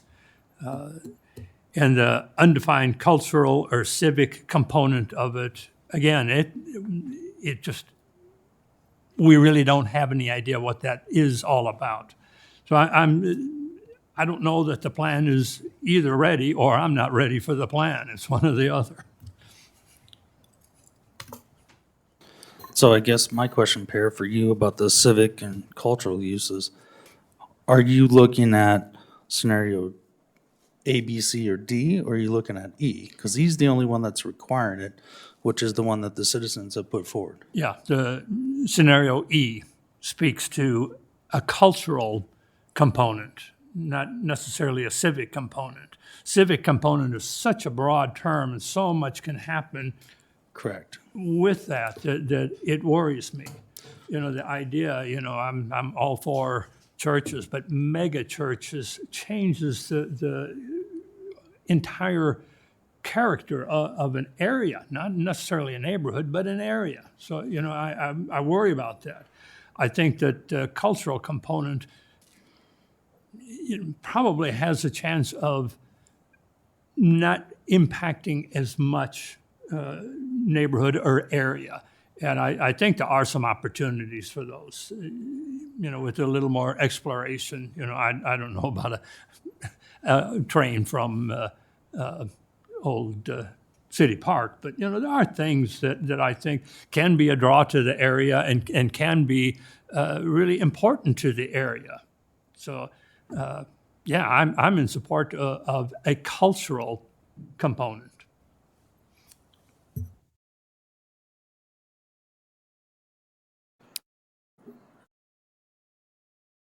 I 40% does seem like a large amount. And like you said, if it's unconstrained, that's why I've been asking about the floodway, which is essentially unbuildable.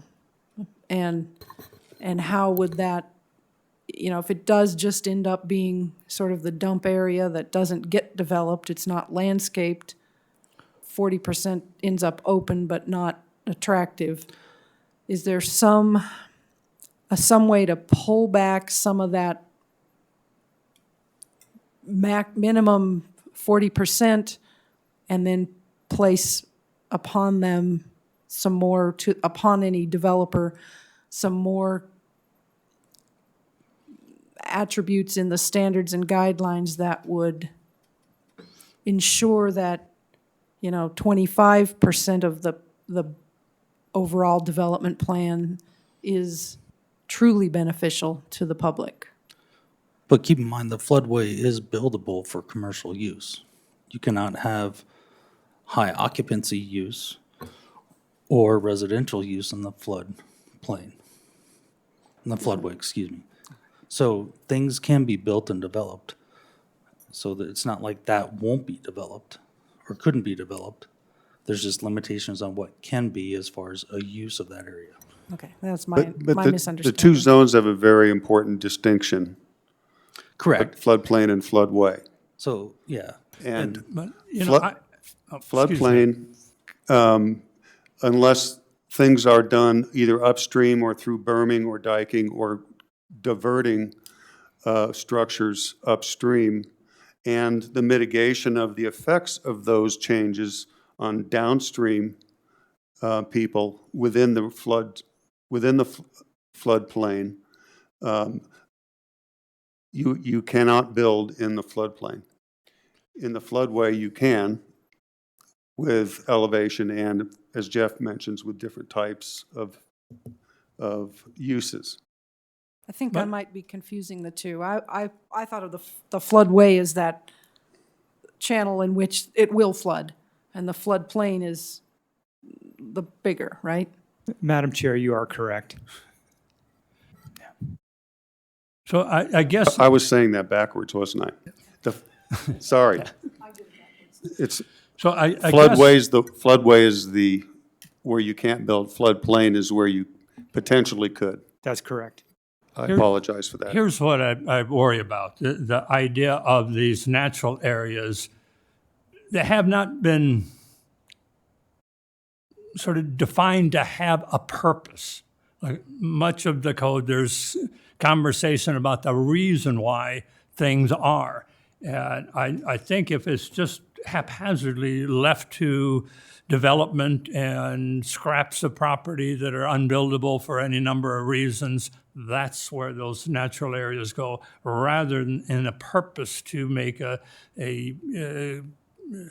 trail system or green belt or that kind of thing. So I worry that it is so undefined. And I agree. That's why I was stumbling to say is that instead of having a large, undefined, natural area, have maybe a smaller portion of it that could combine some defined cultural, not anything that would allow something like a mega church or a big sports complex, but something truly beneficial to the community that incorporates maybe within that some percentage that is the river valley natural landscaping that would be truly beneficial. So something that says, well, you know, we're only going to require you to keep natural, I'm just making up a number, I don't have a particular reason, but say 25%, and in exchange for pulling back that 40, then you cluster buildings in such a way that that 25% is available as a view shed and/or a public space, or even just something the public could see and benefit from. Yeah, I guess I think the reality of clustering these buildings also means that they will meet only the very bare minimum requirement for landscaping. You know, foundation landscaping and parking lot landscaping, and then that 40% or whatever the percentage happens to be, again, gets pushed off to some unbuildable area. And that leaves these clustered developments not as handsome as what those illustrations were showing. You know, I think that somehow the language needs to speak to green belts and how they engage building. You know, rather than run along edges, they should run through the built areas. So, you know, I think we're missing a lot still in all of this. I understand there's been an awful lot of work done on it, but I still think that it's far too loose. But I guess my question would be to you guys is, if they were to submit a project tomorrow, they don't have to have 40% of anything. They could submit a plan tomorrow and build out to today's standards. So what we're doing is modifying and changing and asking for a reduced footprint or the ability, and we're saying 40% of it to be natural, open space, reduce the density, things of that nature. So we are doing a lot, or we've asked or potentially are changing quite a bit from what is today's standards. So it's not like we're not doing anything. 40% of property are taking away the ability to build on 40% of the property other than what the setbacks are currently today, is a substantial amount. So I think the update to the plan is doing quite a bit to try and increase the natural area and not have the density and take away some of the concerns and potential concerns of what potentially could be out there today. So I think the 18 months has been a struggle and a back and forth, but I think we're on the right scenario to reduce big boxes and what have you, and not have the drive-through. So it's one of those, unfortunately, it's a compromise right now. One side wants no change, the other side wants more changes than what's being proposed. So right now, it's kind of a compromise or potentially between the two to say, hey, here's what's going to help increase the gateway from today's standards too. So I don't feel like we're not doing anything. We're actually doing quite a bit to enhance the gateway. I think that with a lot of the design work and other guidelines that are that have been put into the Harmony Corridor standards and guidelines, achieves as much as a municipality can expect to impose on landowners in general or in aggregate. And I think that it's not realistic to appropriate 40% of private land for naturalistic open space. I think that this is a very difficult piece of property to develop, and I think that in all likelihood, close to 40% of it is in the floodway and won't be developed anyway. What gets done with that floodplain land, whether it ends up being the lakes or portions of the lakes as essentially as they are now, or somewhat modified, I think that's what's going to happen to this piece of property ultimately. And I think that we have to be careful as a city to not have an overreach of what we expect. And I think that I agree with you, Jeff, and I agree with what you said, Per. I think that the elements that we can communicate by standards and guidelines in the land use code have to be the things that are greenbelt type of things and pathways and community areas and open spaces within the footprint of the development. I don't think that we can expect a private landowner to create, revegetate, maintain natural areas at the behest of the city. I think that's the city's job, and they don't want it. Well, and keep in mind, this is not an ODP. This is a plan update, a guidelines and standards update. It's not a ODP, it's not a PDP, so we really can't talk a lot about specifics and what works the best with what. The standards and guidelines is, here's what we'd like to see, and when a project comes together, that's when we can sit there and hash out and say, we don't like this because of it's too much of this or that or what have you. So it's a 10,000, 30,000 foot view at this point, not looking at it from the ground level of what potentially will be there or could be there. That's when we have the PDPs that come forward and everything else. So I just want to make sure that we're not getting too detailed on stuff and look more of the 30,000 foot level and make sure that we're trying to improve a plan instead of looking at specifics of how much of it's going to be trails versus open space versus open water and floodways and what have you too. Michelle, I'd like to ask staff another question if I could.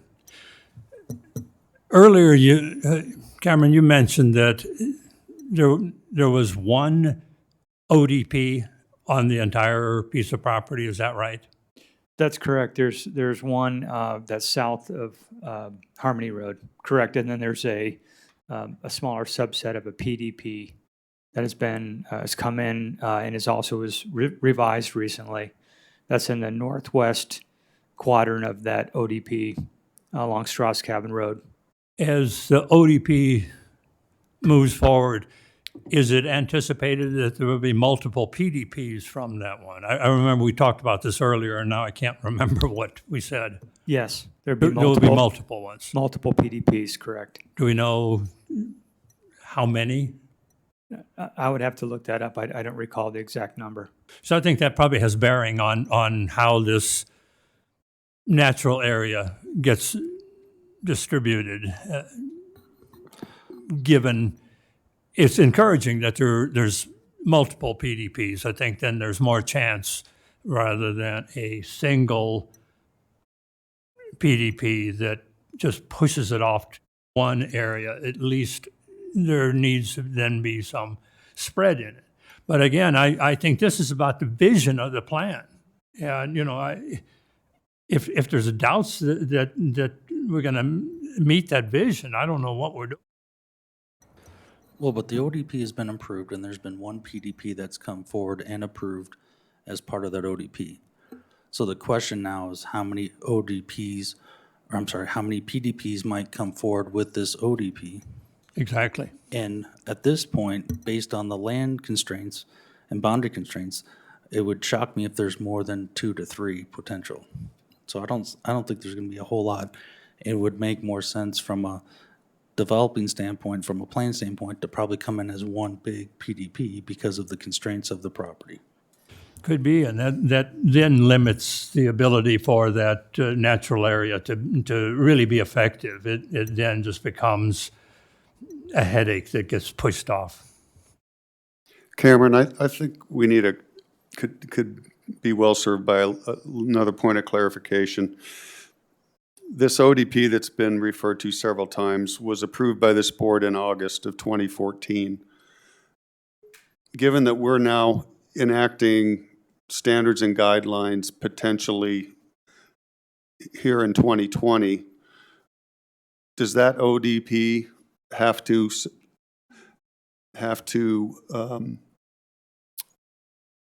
be regulated by new guidelines, or are they grandfathered in? I'm going to let Mr. Yatabe jump in here in a second, but my understanding is that an overall development plan does not create a vested right. That's correct. There are no vested rights associated with an ODP. So this is a plan that is potentially subject to change in regulations going forward. Thank you.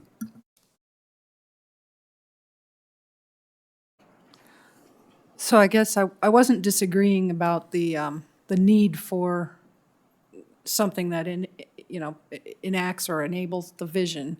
And I do agree that having natural landscaping, I mean, that's in the 1991 existing, current plan that it applies to the area. I guess I was thinking that a way to sort of come to a meeting of the minds would be to make some of those naturalistic requirements a little more concrete. See, and I guess I would challenge and say if the naturalistic buffers are a mandate. Right now, they're standards and guidelines, but they're not mandatory. And the 40% of open space is not mandatory at this point. So it's kind of one of those, here's a plan, here's what we'd like to see, but nothing. So what we're trying to do is take some of those ideas and put them into the code and make them a have to instead of a want to. So they're part of a want to plan, but they're not a part of a have to plan. Is that correct, Brad?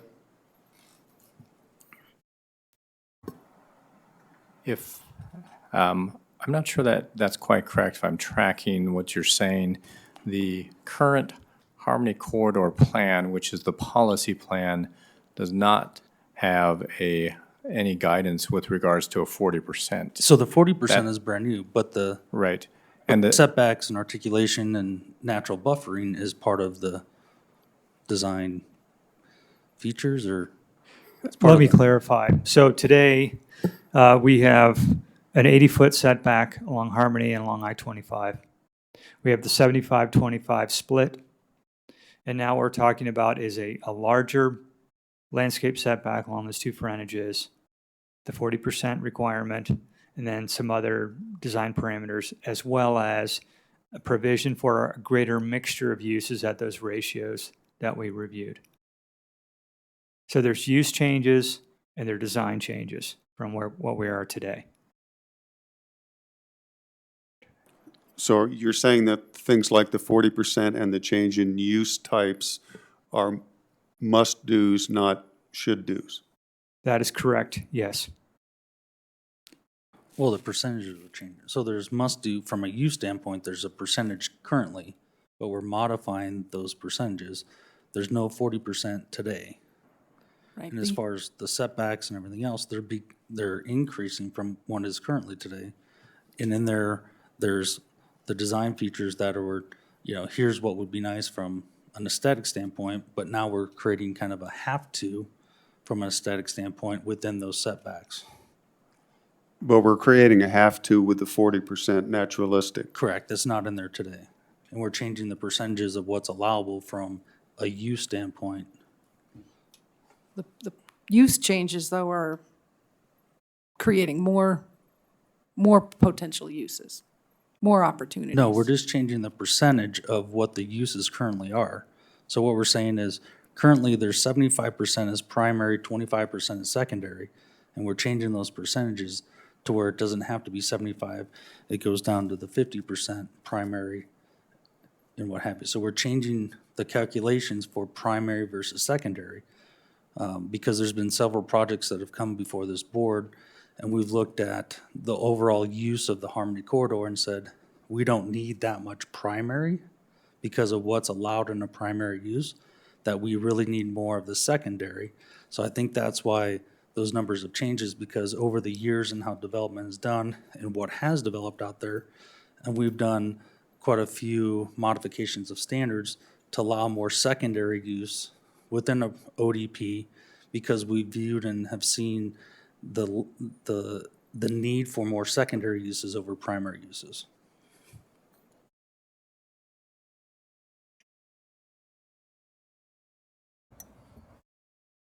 I'd like to ask Cameron one more question. The 6-story mixed-use building, is that an allowable use in other areas on Harmony Road, 6 stories? Yes, it is. Keep in mind, it's got to have parking structure with it to go Yeah, 6 stories. yeah, absolutely.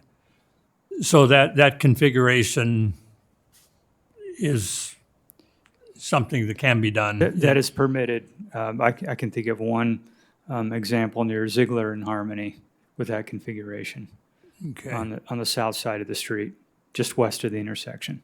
Okay. And then 5 stories without a parking structure or mixed use. Yes. Yeah. Okay.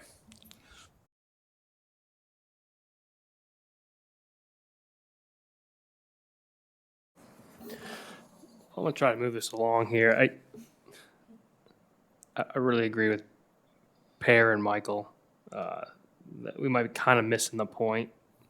Again, like we find ourselves here in the board, it tries when we're trying to change regulations and standards and guidelines.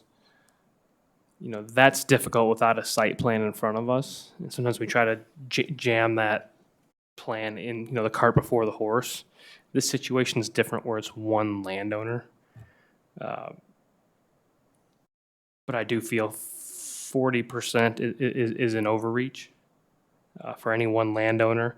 It's having them do the city's, work the city doesn't want to do. And I'll just say, as it's written right now, I know there's been a lot of work, but I will not be supporting this as it's written right now.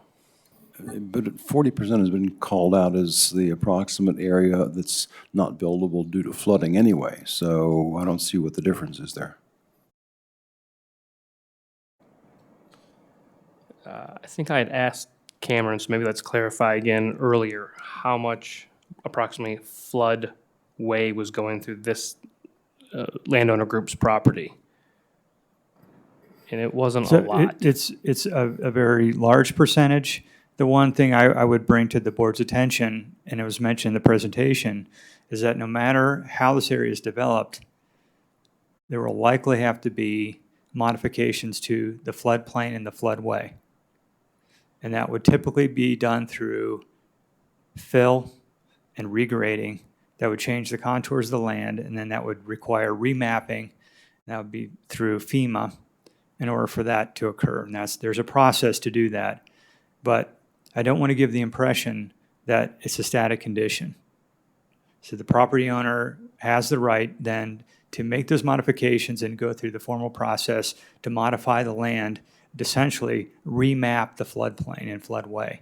So that's the one thing that has to be then considered here from a staff's perspective, is that it's not necessarily a static condition. Now, as we've touched on briefly at a past work session, there's a tremendous cost to do so. But that is a cost that would be borne by a property owner unless some other type of project would come forward. We're not aware of what that would be. So for clarification, Cameron, with all of the work that's being done north with the box elder and everything else, isn't there already a conversation or study about, with the improvements to the box elder, what that floodplain is going to look like in the future because of the improvements that have been done further north? Isn't that in conversation right now currently? This is Dan Evans with the city's stormwater utility. Yeah. The Box Elder, this is the Poudre River floodplain. So the Box Elder floodplain is north of this area, and it's not affected down in this area. So the floodplain that used to be there is, in the Box Elder on the east side is no longer there.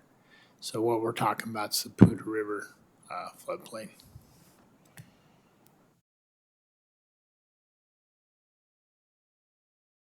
And I guess one question or follow-up with David is, so there's different parcels there now that may be under one ownership, but potentially could be under different ownerships in the future too. So I hate to play devil's advocate, but just because one group owns it now doesn't mean one group will own all the parcels in the future as well too. So, I mean, I understand and appreciate what you're saying. I, But I would, I would agree with what Jeff says, that the 40% would affect someone with 1 acre or someone with 100 acres, and I don't think that's a relevant issue. The idea is that this piece of property or this piece of the Harmony corridor hasn't been addressed, but that it was always from decades ago an intention that the city would come up with some kind of a vision and some standards for a gateway, which this has been. I mean, in the 30 years since the plan was first written, unfortunate development has occurred, and this is an opportunity, and I think some way to get it right, and also, respect the fact that it's difficult to develop. I mean, not developing the floodway would save the cost of mitigating it to make it developable. So it's, there's not I don't think we should be sort of thinking about cost considerations that way exactly. I don't think, it's not the purview of the city.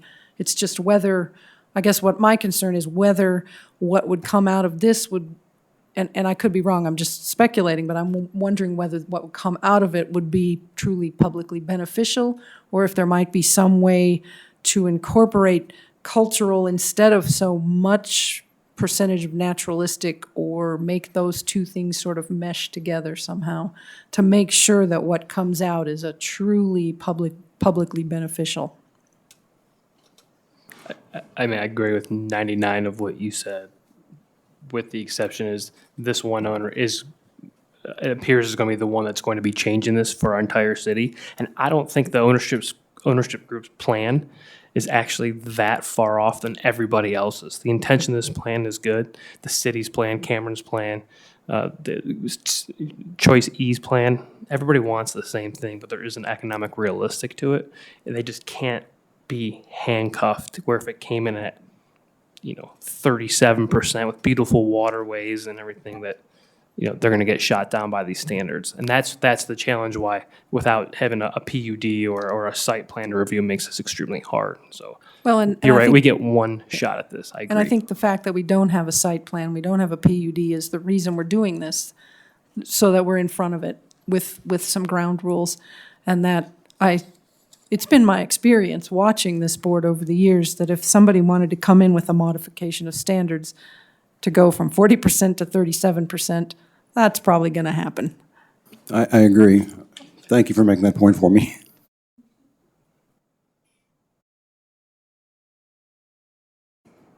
So a question would be though, is I'm hearing a couple of people say that they don't think this is ready, or we're not comfortable, or members of the board are not comfortable presenting a recommendation moving forward. That some of us feel there might need to be more discussion on this. I mean, obviously, this is a recommendation to council, so we're not the final decision maker, and council gets to have the fun of arguing all this out. I guess I love the diversity. I think the 75-25 caused a lot of problems, and that's why we're doing this. So I love that part of it. But I would support a motion with one modification of reducing that 40% to something a little more reasonable, so maybe 25%, just throwing a number out there. So I Of wouldn't. naturalistic area. Yeah, I wouldn't support just arbitrarily reducing that number, because like what I was saying before was that getting rid of that 75-25 constraint is definitely beneficial to developers, to the property owner. So I'm not worried about that 40% right now per se. I wouldn't just arbitrarily drop it, I guess, unless we replace it with something that, some specific attribute of maybe this citizen's proposal for a specifically much more constrained, defined cultural use. we are replacing it with something. It's with buildings and parking lots and pavers. I mean, that's what we're replacing it with. I mean, there's economics behind it. I'm sorry. I'm a real estate guy, sorry.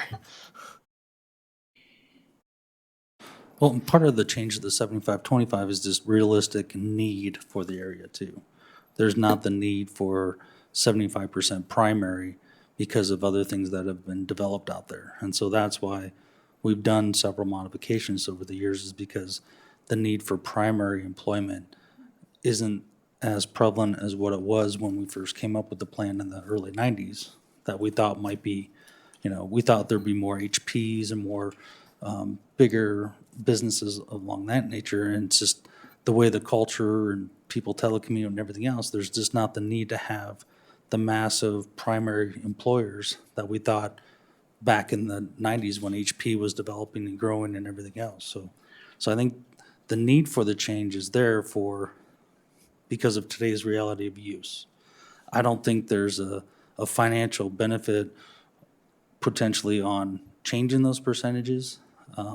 You're going to get more diversity with changing the percentages of what can be out there and what's allowed. So I think it's a benefit to the community to have more uses out there than having the primary as the majority like it currently states.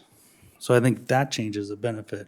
Well, yeah, but what I'm overall. saying is that no developer would build something that wouldn't be beneficial to the community, per se. I mean, they wouldn't, if there's not the demand for a large primary employment center, it's not going to be built.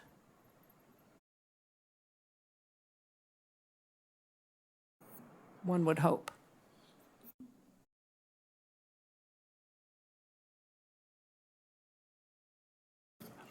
I'm not really worried about the 40% myself. As Michelle mentioned earlier, you can get that with a modification of standard. So I would be comfortable supporting scenario D.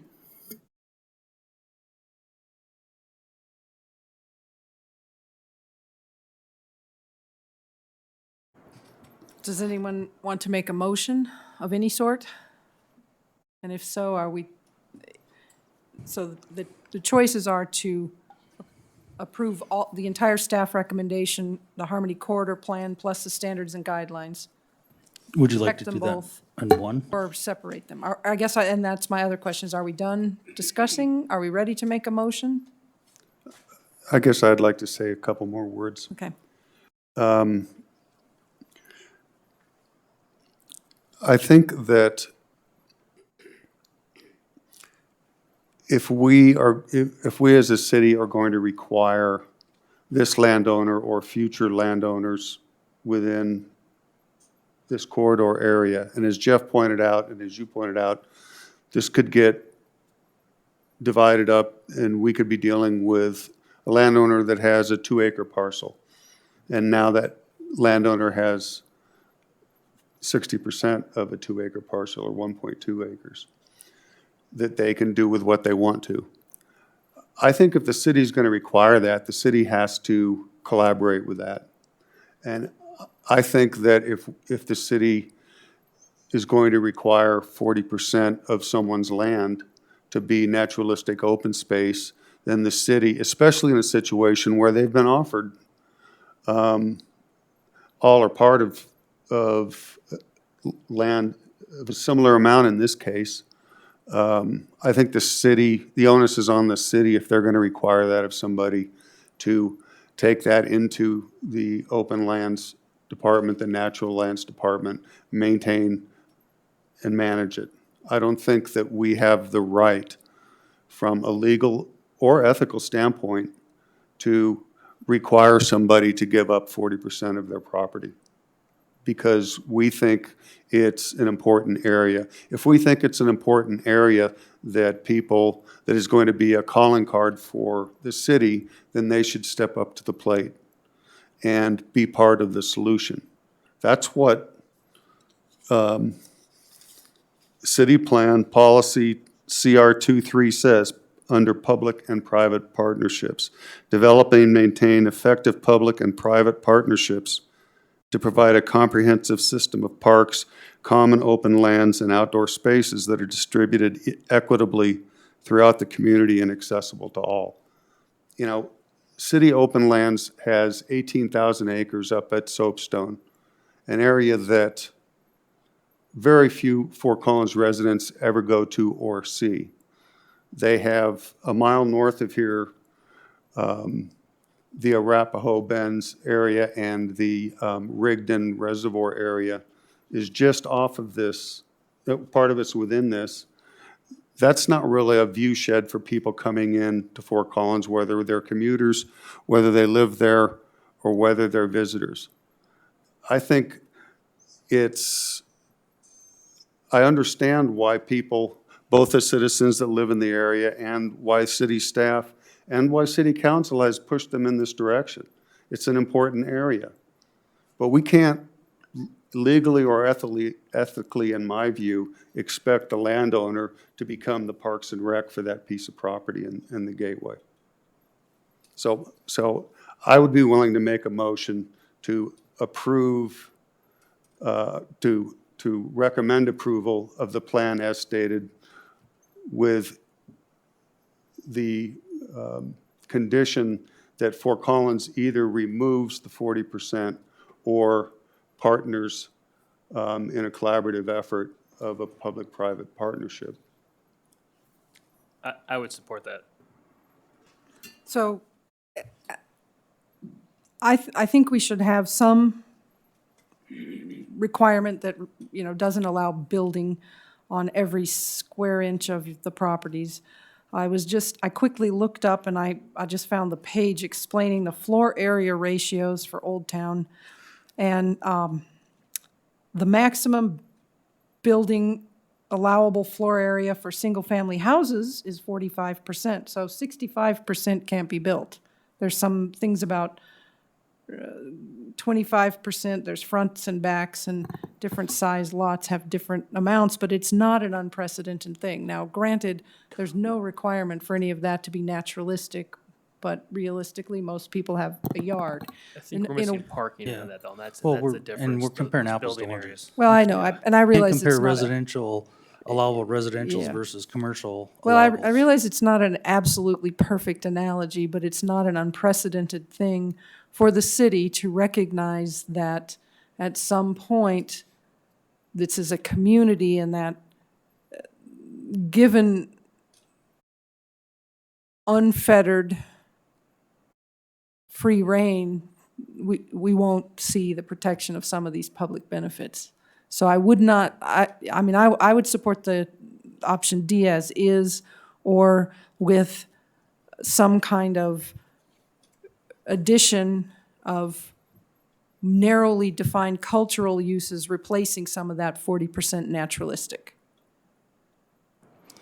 And I guess part of it too is there's a known percentage that's not going to be built on anyways. So we're already getting less ability to build on that area than what we can today because of the constraints of the floodway. But those known constraints are counted towards the 40%.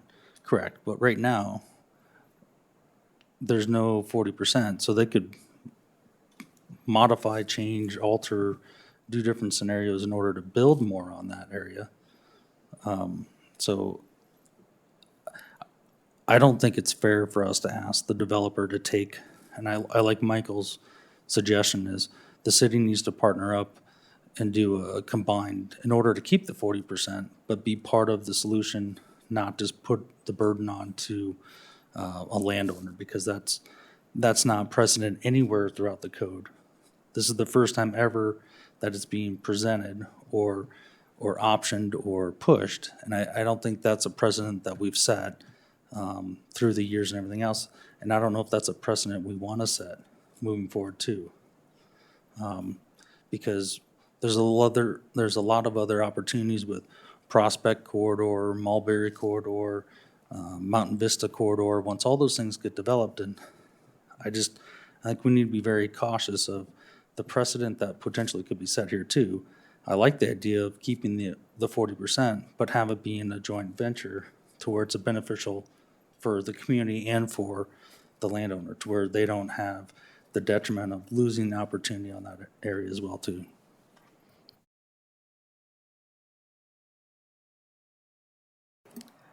Cameron, do you have an estimate of what percentage of the property would be included or encompassed in the setbacks required for interstate and for Harmony? It would be less than 10%.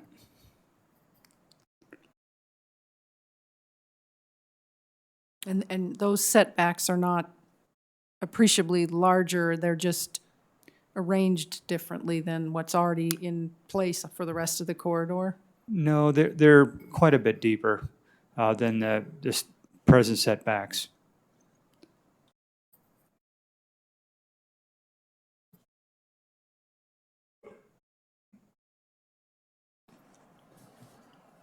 And the other thing is, currently there's the have-tos, and now we're saying average, correct?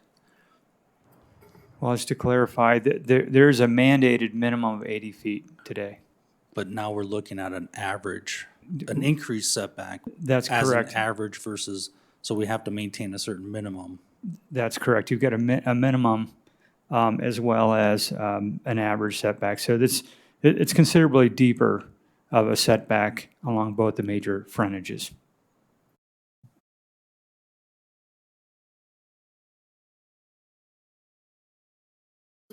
Michael, can you imagine some sort of language to recommend to council that they approach a public-private partnership to come up with that percentage? Well, I think that a motion, again, we have to keep in mind that this is a recommendation.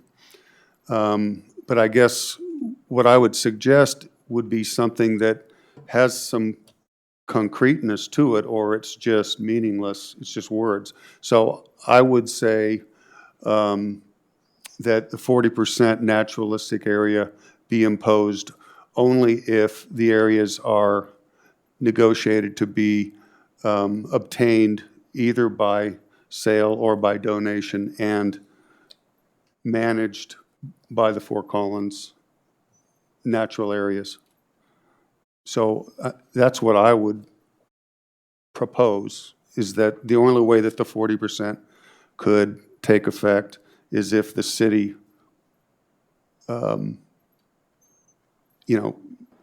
managed, did the whatever work was going to be done to it and maintained it. I will not support anything less than that 40%. I think it's critical. It's been since 1991, the conversation about this being a natural area and tapering into a natural area. I think that without that, and there is no plan. The vision isn't there any longer. So I won't support anything less. So would you support what I was suggesting or not? Then I'm not clear on what you're saying. No, I think what we're talking about here is the Harmony Corridor Plan, not financing.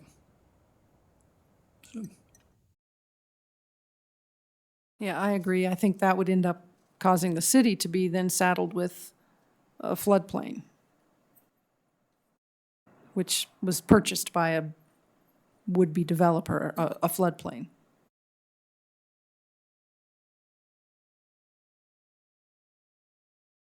And I guess I'd have to go so far as to say that I think that there really needs to be more wording in there about the natural area and the purpose of the natural area, so it isn't just relegated to unbuildable land.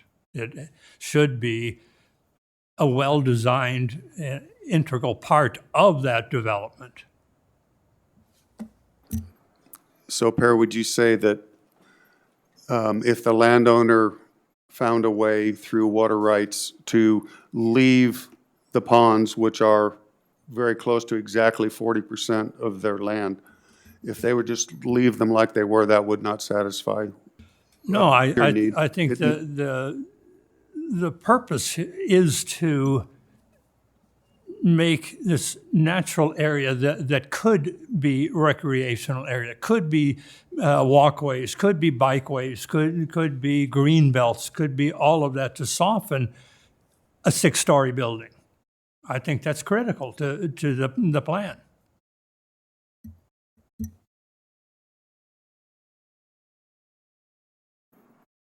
So I guess I agree that it's important to keep the minimal and limited or less intense development and some way of doing that. And given that, again, like you said, that the ponds are almost 40%, if in fact those could be preserved, I think that would satisfy, it's a visual break. There's habitat, which protection of habitat is required by the city code, one of them currently, so that's still a necessary thing. If the setbacks can include trails and bikeways and count towards the 40%, there isn't any reason why, and all of these things, all of these attributes of a sometime future hypothetical development would also in fact be beneficial to the development. People pay extra for waterfront housing.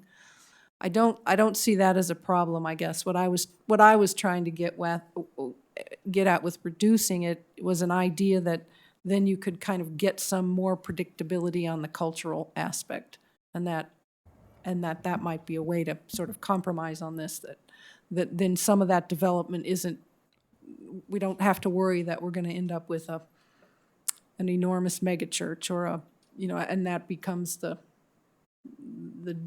project there. And I guess that's what I'm thinking, is that 40%, if that's those ponds, and if the water rights for, you say it's 120 acre feet? Yes. That's what's evaporating from those annually? That doesn't seem like a lot. It's basically the water usage of 120 homes. There's a difference, though. 120, an acre foot that is the water that's used in a house is pass-through water. So it gets consumed, it gets treated, and it returns to the basin.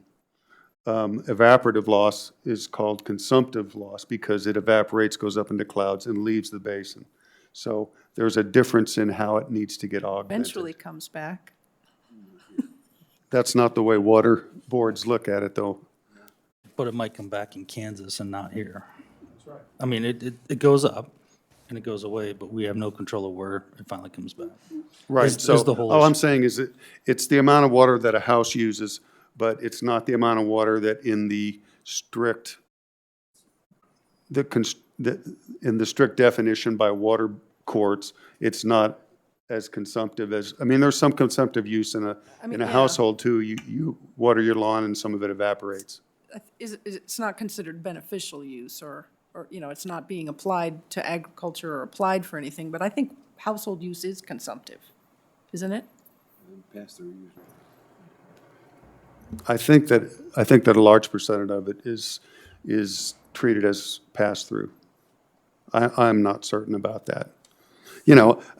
If you look at the Poudre River from the mouth of the canyon to where it has confluence with the Platte River east of Greeley, there are literally hundreds of old gravel pits just like these, the vast majority of which were developed and filled and walked away from pre-1981, so they're grandfathered in and there are no water rights associated with them.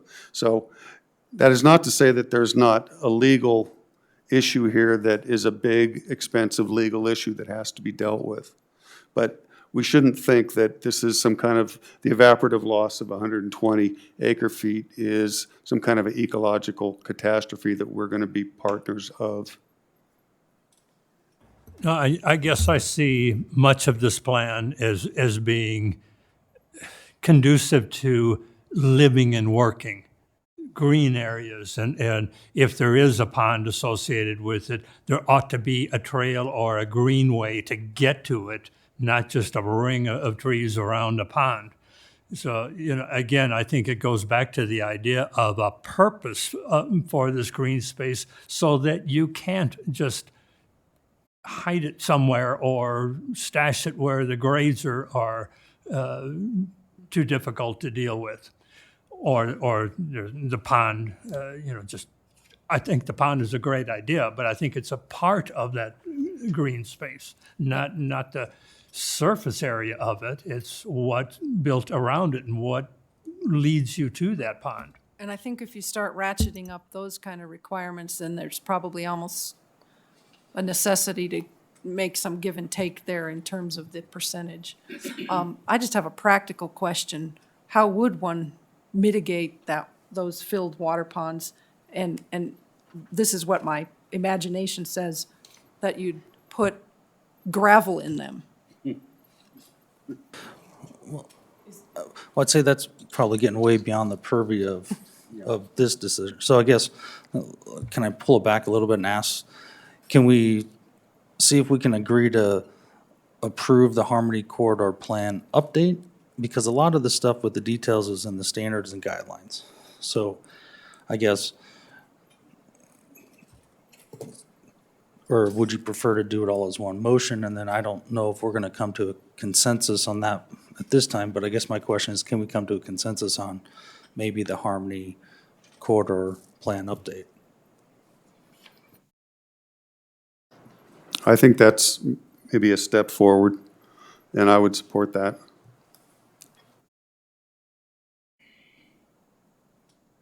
So does someone want to make a motion to approve the Harmony Corridor Plan first?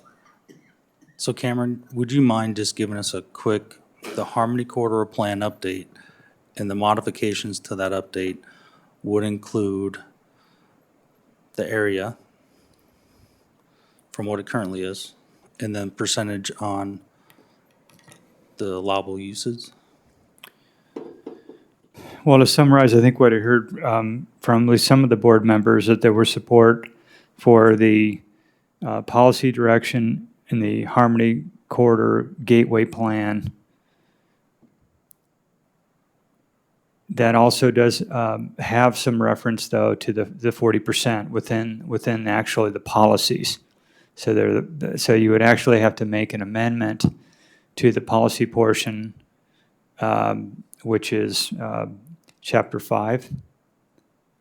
And then I also heard from the board that where the trepidation seems to be was with the standards and guidelines and some of the other metrics. Let me take a look at that real quickly here. I'd direct the board's attention to pages 73 and 74 of the packet. That is, this is the Harmony Corridor Plan, the policy plan, but it contains a nearly identical statement of what the restrictions would be as set forth in the standards and guidelines themselves.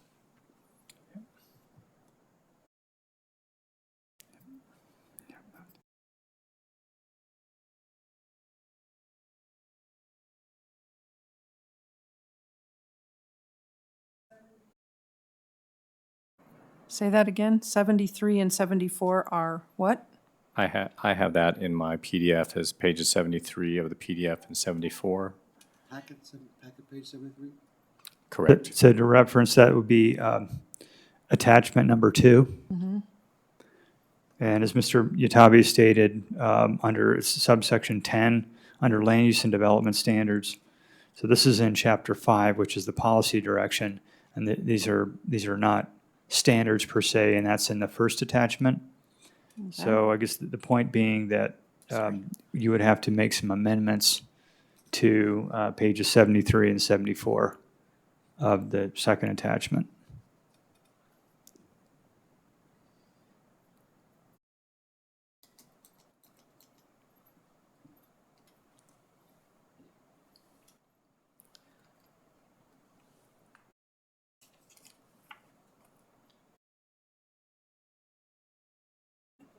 I might have the old version from Friday. There was not a substantive change to that section. The numbering should be about the same as well. Okay. Is there any way you can get that up on the screen? Certainly.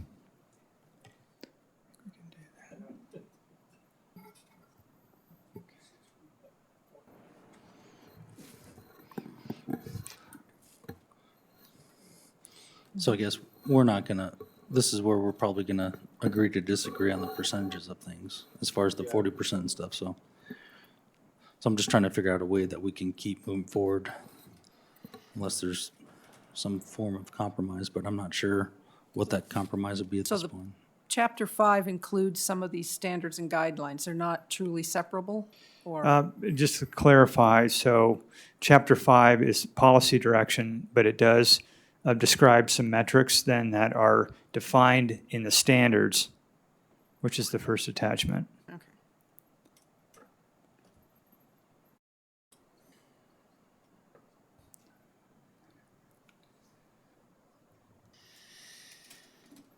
So any motion would have to specifically call out these pages and metrics of this? Or just the, if we're looking to amend the 40% to say 20% as far as open space, then the motion would, I don't think would have to reflect the page, but just the percentage of change that the motion would include. Or if the motion would be to go to 50% or what. So it doesn't need to be a page reference, it would just be a reference to the changing whatever that percentage is that staff's recommending at this point. And so my question, I guess this is for Brad. Do we make a motion to change these recommendations separately from adopting them? No. Can we do that? I mean, I don't want to be in the position of, is that the right way to do it? I think you can make your recommendation conditional. So for example, you could say, the Planning and Zoning Board recommends approval of the Harmony Corridor Plan and Harmony Corridor Standards and Guidelines with the condition that, or with that, conditional upon the following changes being made to the plan and the standards and guidelines. So what I'm hearing, though, is that there's not consensus among the board about making the change to the standards and guidelines. I think that's safe to assume. That's why I'm asking, would we make a motion to make a change to what we recommend? Because then it's all or nothing. We'd recommend approval of the whole thing with the standards and guidelines as written. And if the motion is to make the approval with the recommendation with a 20% naturalistic and one disagrees with that reduction, one's only choice is to vote no. That's correct. So I'm trying to avoid so that conundrum. Well, if the motion is made and it's voted down, somebody could make another motion, or that motion maker could make another motion. It has to be a different motion, though. So instead of 20%, there would have to be 30% or 10, or whatever the variation can be. But once a particular motion is made and voted down, or if, it's not even seconded, however it works out, then you need to make somebody would have to make a motion that is different in some way. Okay. So are we feeling that we're not in agreement of scenario D that the city's proposing, that there's feelings that it should be modified or changed because of the 40%? Or would you be supportive? Supporting 40%, but in scenario E, there is a cultural component. Can you turn on your mic, Yeah, please? your mic. Sorry. I support 40% of open space or natural space, and I also support scenario E, the cultural component of that. So I guess what I'm saying from a trying to compromise here, would you be supportive of scenario D? Understand your opinion, but would you be supportive of scenario D if that was the motion? You're asking if I would support D? Correct. Unchanged? Unchanged. No, I think that the cultural component is a big part of that also. I think we need to be a little bit careful because we are not being asked to recommend approval of any particular scenario. There are elements of D that have formed the basis for what has been presented and recommended by staff, but it's not C versus D versus E. But E is not in there at all. Well, the percentages all come from That's right. scenario D, so I'm using that as a snapshot of, Right. because that's the percentages that have been, Yeah, and I think, so I wouldn't say scenario D, I would say based on staff report. and I think the table and the presentation of the scenarios, those were sort of tools for conversations and discussions. And so I guess my question here is, do we need to have a motion adding a 20% cultural component to this section, chapter 5, section 10 of the land use metrics? Well, I guess that's what I'm trying to figure out is how many would even support D, or are we just saying D? I'm sorry, I'm using D because that's what, Let's The call it, percentages. yeah, let's call it the current. Staff report. Staff proposed. okay. So if there's not a consensus of supporting staff's recommendation at this time, and we feel that there needs to be modifications somewhere or the other, then at this point, I think we have to start making motions and seeing what may or may not come out of those motions. So I'm just trying to get the feel of the board of how many might be supportive of the current staff recommendation. I mean, I think I generally would be, given the other possibilities of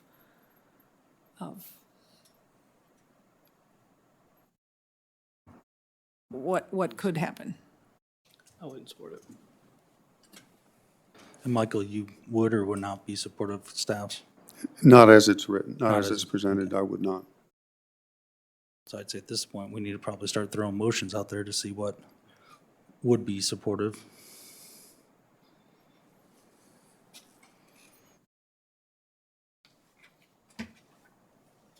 So would someone like to make a motion?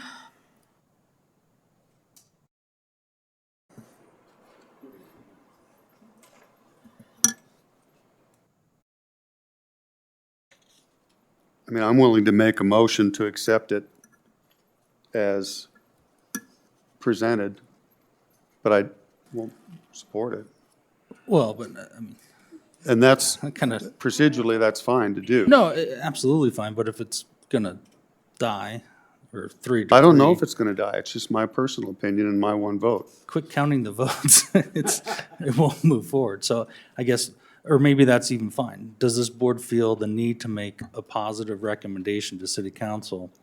Or can we reflect in the minutes that the board was unable to make a final recommendation because of difference of opinions based on the different scenarios that were presented and proposed and the testimony that we received tonight? I think it might be useful, as Brad and Tom suggested, to make a motion to approve a modified version of what staff has proposed. If anyone has some specific, I mean, But I'm concerned we can't come to any, other than a stalemate because of the even numbers. And so I'm just trying to. Correct. I'm just trying to gauge the board's opinion. And I think it's perfectly feasible and fine of us if we say, let the minutes reflect in a motion that we just cannot come to a consensus or agreement on the different options, that we couldn't agree, that we see value in different options and percentages and what have you, but we just couldn't, as a board, come to a consensus for a motion to move forward. Well, consensus meaning unanimous vote, or consensus meaning a passed motion? A majority approval of a motion. and I would suggest that consensus implies that all parties are happy, and I'm not sure that that's particularly possible. You're right, it sounds like if a tie is a fail, it sounds like if it goes as is to a vote of this board, it won't pass. I haven't heard anyone with a specific non-arbitrary suggestion of percentages of naturalistic open space. Even when I've thrown things out, it's just been a what-if sort of scenario. So it might be a fair outcome to suggest, as you say, that the board didn't feel like every possible conceivable element of this plan truly meets the intended purpose of the plan. And I agree with Per that that the natural areas do need to have a purpose. I agree with Michael that they should, that it shouldn't just be an arbitrary non-development, partly because it could end up just being the junk and unusable by the public, and partly because if it does become a publicly available space, it should involve the city. So I'm not even sure that I agree with myself on the way it should come out. I do. Madam Vice Chair, I would recommend that the board make a recommendation of some kind. And I say that because you are charged with making a recommendation for changes to council for their consideration for changes to elements of city plan, like the Harmony Corridor Plan. Also, we're looking at essentially standards and guidelines that are to be adopted by ordinance that are effectively parts of parts of the land use code. And again, that's an area where you would be charged with making a recommendation. I would suggest one possibility of making that recommendation is if you cannot come up with an affirmative recommendation. In other words, you can't come up with a recommendation that says we recommend that council approve this, either with some types of conditions you can agree to. You may want to make the motion, which is that the board recommends that council not approve the staff recommendation for XYZ reasons. And you guys can, you don't need to necessarily agree to all those reasons. You can list the different reasons that you have, and put that out kind of as essentially as a recommendation with a list of the different issues that you think that each of you may hold individually or as a group, and put that forward. And that would be a clear indication to council of essentially your recommendation and your intent. So that's another possibility that I see where you could come up with a recommendation to send to council and also express that essentially there's a lot of elements that you can't agree to at this point. Chairwoman and other board members, I move that the Planning and Zoning Board recommend that City Council adopt the amendments to the Harmony Corridor Plan and the Harmony Corridor Standards and Guidelines with the conditions that the City of Fort Collins participates with the private landowners in creation, management, and maintenance of 40% natural area created within the ODP. City participation would include purchasing or contributing in other financial matter, and maintaining in perpetuity for public enjoyment.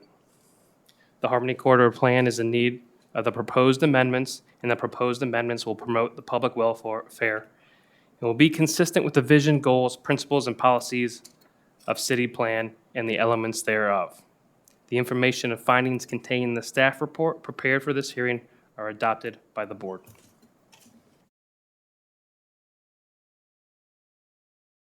Do I have a second? And I think I would add to that, that you're adopting the findings of staff with the exception of the condition that you've placed on there. I'll second the motion. Can we, Discussion. yes, I know. I'm sorry. I just was going to ask staff if we could post David's wording. Brad's not as good as Carrie. I can repeat the true. condition. Would that be helpful?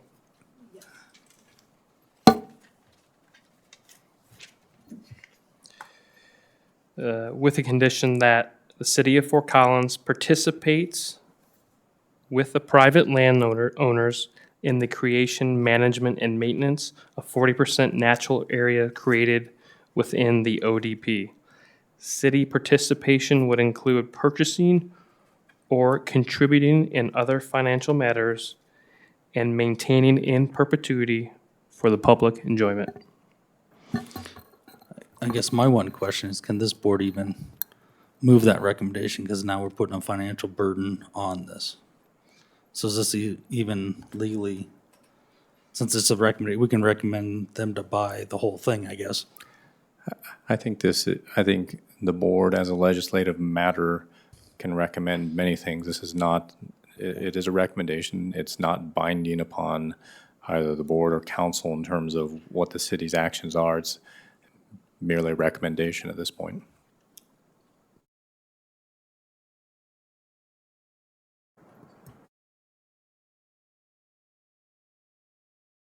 So can we have a discussion then on this idea?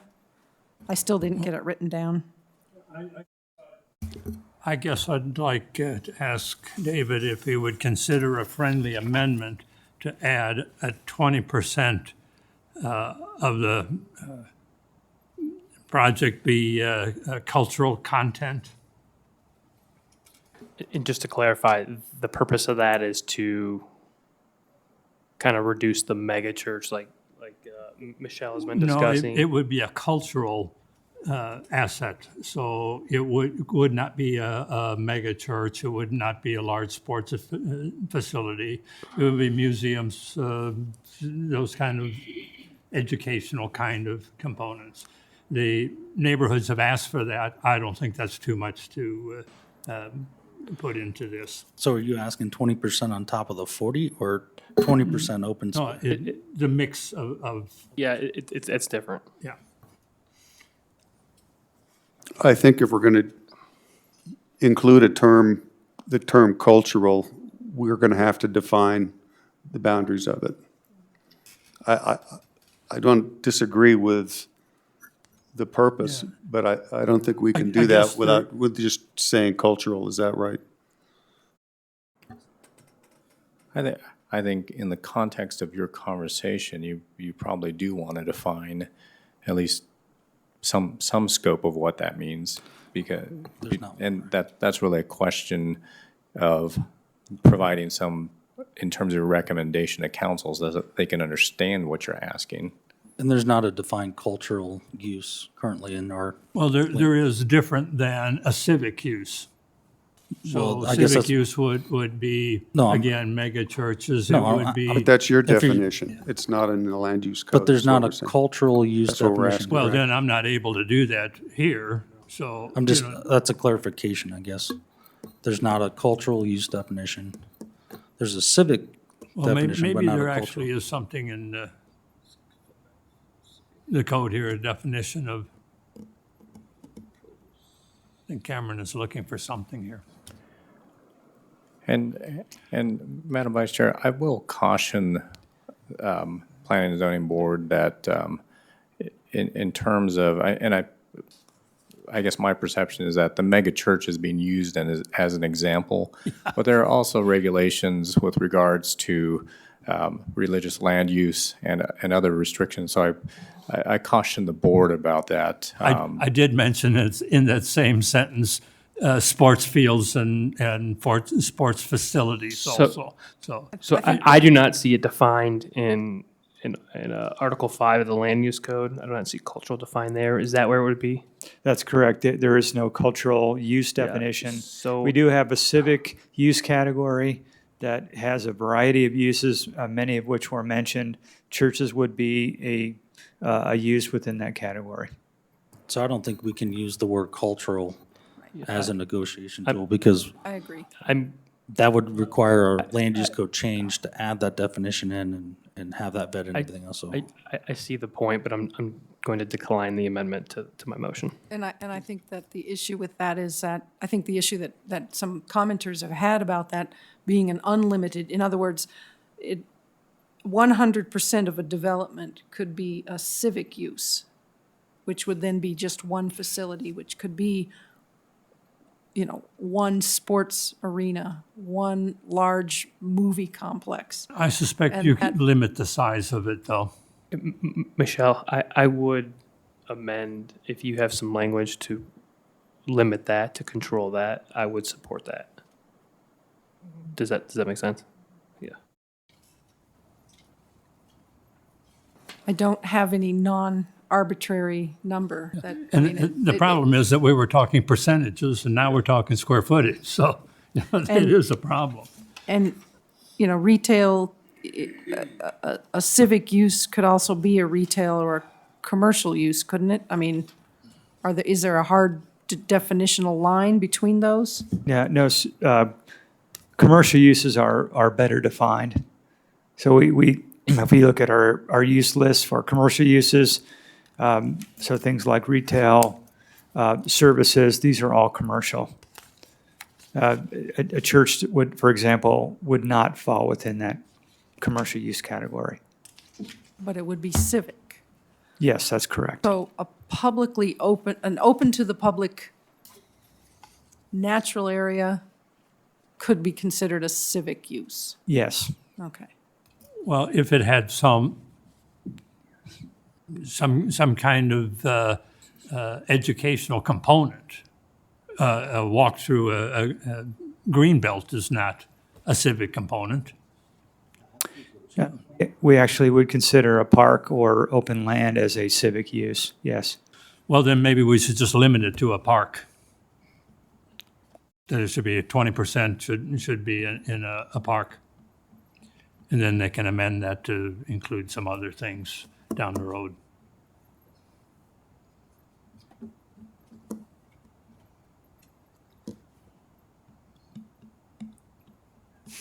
Without having any development plan in front of us, it's hard to look at. All of this is sort of conceptual in nature. Yeah. So I guess what I'm trying to do here is include some of the things from scenario E that I think are important. But scenario E has cultural base. Yeah. We don't have a definition of culture, so we can't add culture into this because we don't have a defined. We could say that it is museums, it is art galleries, it is parks, open parks. We can make a list easily. And then if that needs to be amended, or if the developer says, well, I have what I think meets that requirement, but it is a whatever. But that goes down to the granular level of somebody who owns 2 acres. And that's really counterproductive. I really like the way David tried to simplify this. I think, well, for me, that cultural component is very important.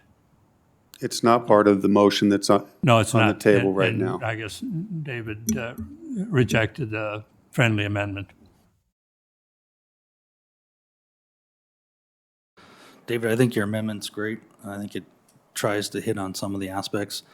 I appreciate the culture aspect, but unless we have something we can define and tie to the land use code, we can't just arbitrarily start putting in definitions and uses with that and everything else. So I think we should in the future. I think we could, but I don't think it we doesn't can seem because like we we're don't willing have that to. as a definition in the land use code. And we're not here to update the land use code definitions tonight.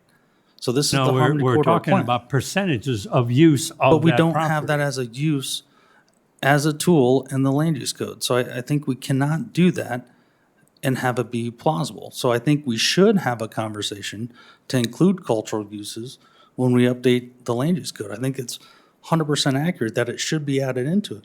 But that can't be done tonight because we don't have it in our land use code currently. We can't make changes without having a definition that's part of it. So I think Well, we're I trying don't know to. that it has to be a definition of the land use. We could make that definition now. I think that We Brad cannot said change the exactly land use that. code right now with what we're proposing.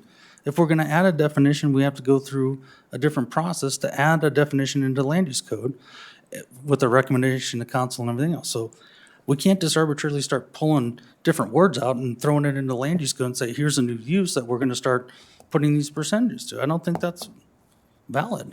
Brad, could you clarify that? Yeah, so the Harmony Corridor standards and guidelines would have the force. They currently have the force essentially of land use code provisions. They're incorporated into the land use code, and I think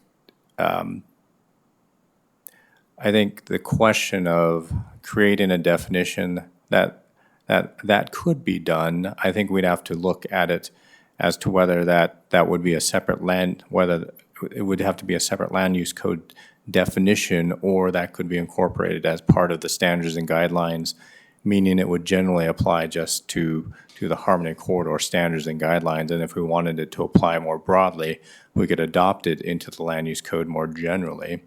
So I think as a conceptual matter, it's probably not a barrier to you in terms of expressing that as a condition.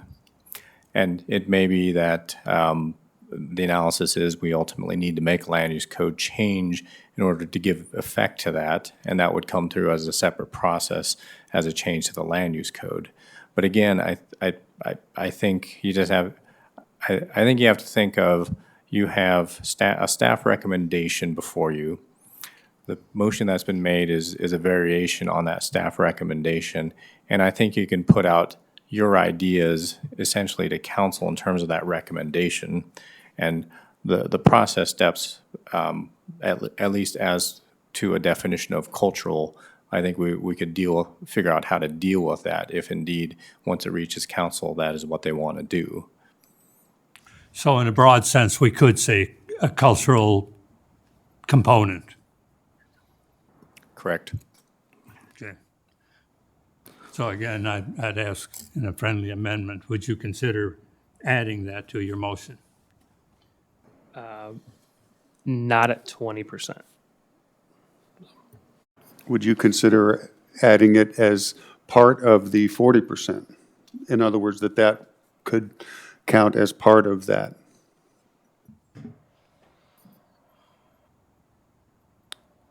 I would.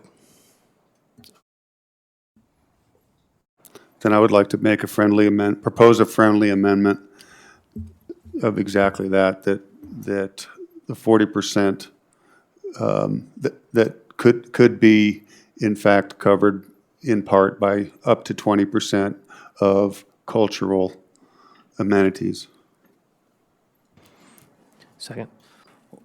So for clarification, would that still, in part of the motion, the city's obligated to participate in those? Are you still wanting the city to participate in purchasing, operations? So the city's required to participate in the cultural civic use of the 20% now? Yes, I'm just trying to understand, so. I think that it follows that would be the case. I would not expect Harmony Partners LLC to operate the Pioneer Museum out on Harmony Road. Or a park, right? A park. Correct. So it'd be a city park essentially, maintained Right, by the. and by we the see city. lots of developments where they set aside a pocket park and it gets turned over to the city. Yes. It's supposedly going to happen at Montava. It's happened at a lot of other developments we've had. That's part of the requirement of the development, that you have so much open space and everything else, or parks and everything. It's not part of the requirement of the Harmony Corridor currently, so we're wanting to add that in. Is that what you're? Well, you made the amendment to add Yes, the cultural. it's part civic of my use to it. amendment to his motion.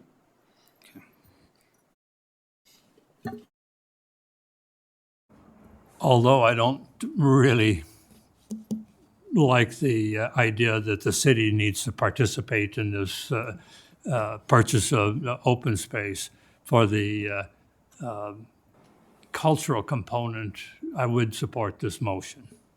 Remember, it is for the public enjoyment. Like it is, and we do have one shot at this. And I think the only way it's going to happen, where the majority of the public is happy, is with city contribution, and hopefully council sees that.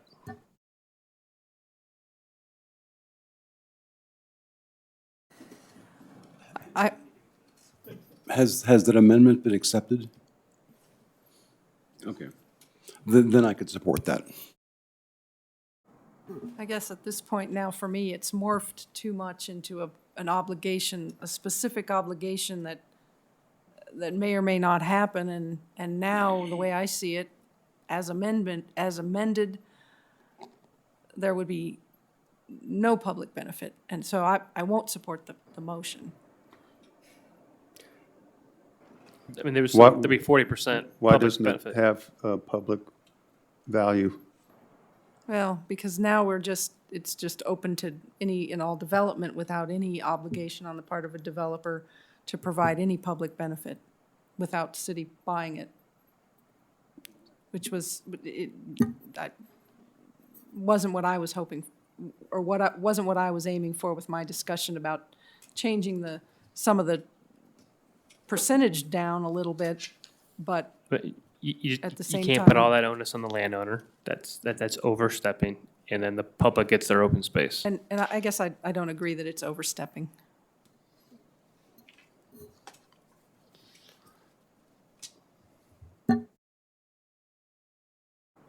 Are we ready for a roll call?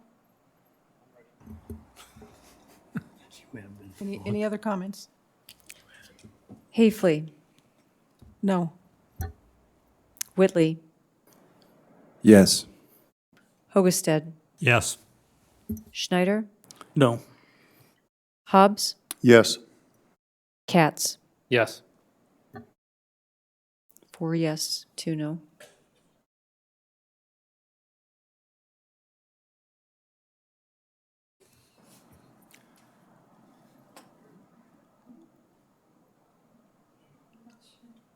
Madam Vice Chair, that is, as I think the tally is 4-2 in favor of the motion. Typically speaking, you would announce that the motion passes. Okay. So with a 4-2, the motion passes. This concludes the discussion agenda. Is there any other business? There's one small piece of other business. Because the normal schedule is every third Thursday, but the third Thursday in March falls during Colorado State University and Poudre School District spring break.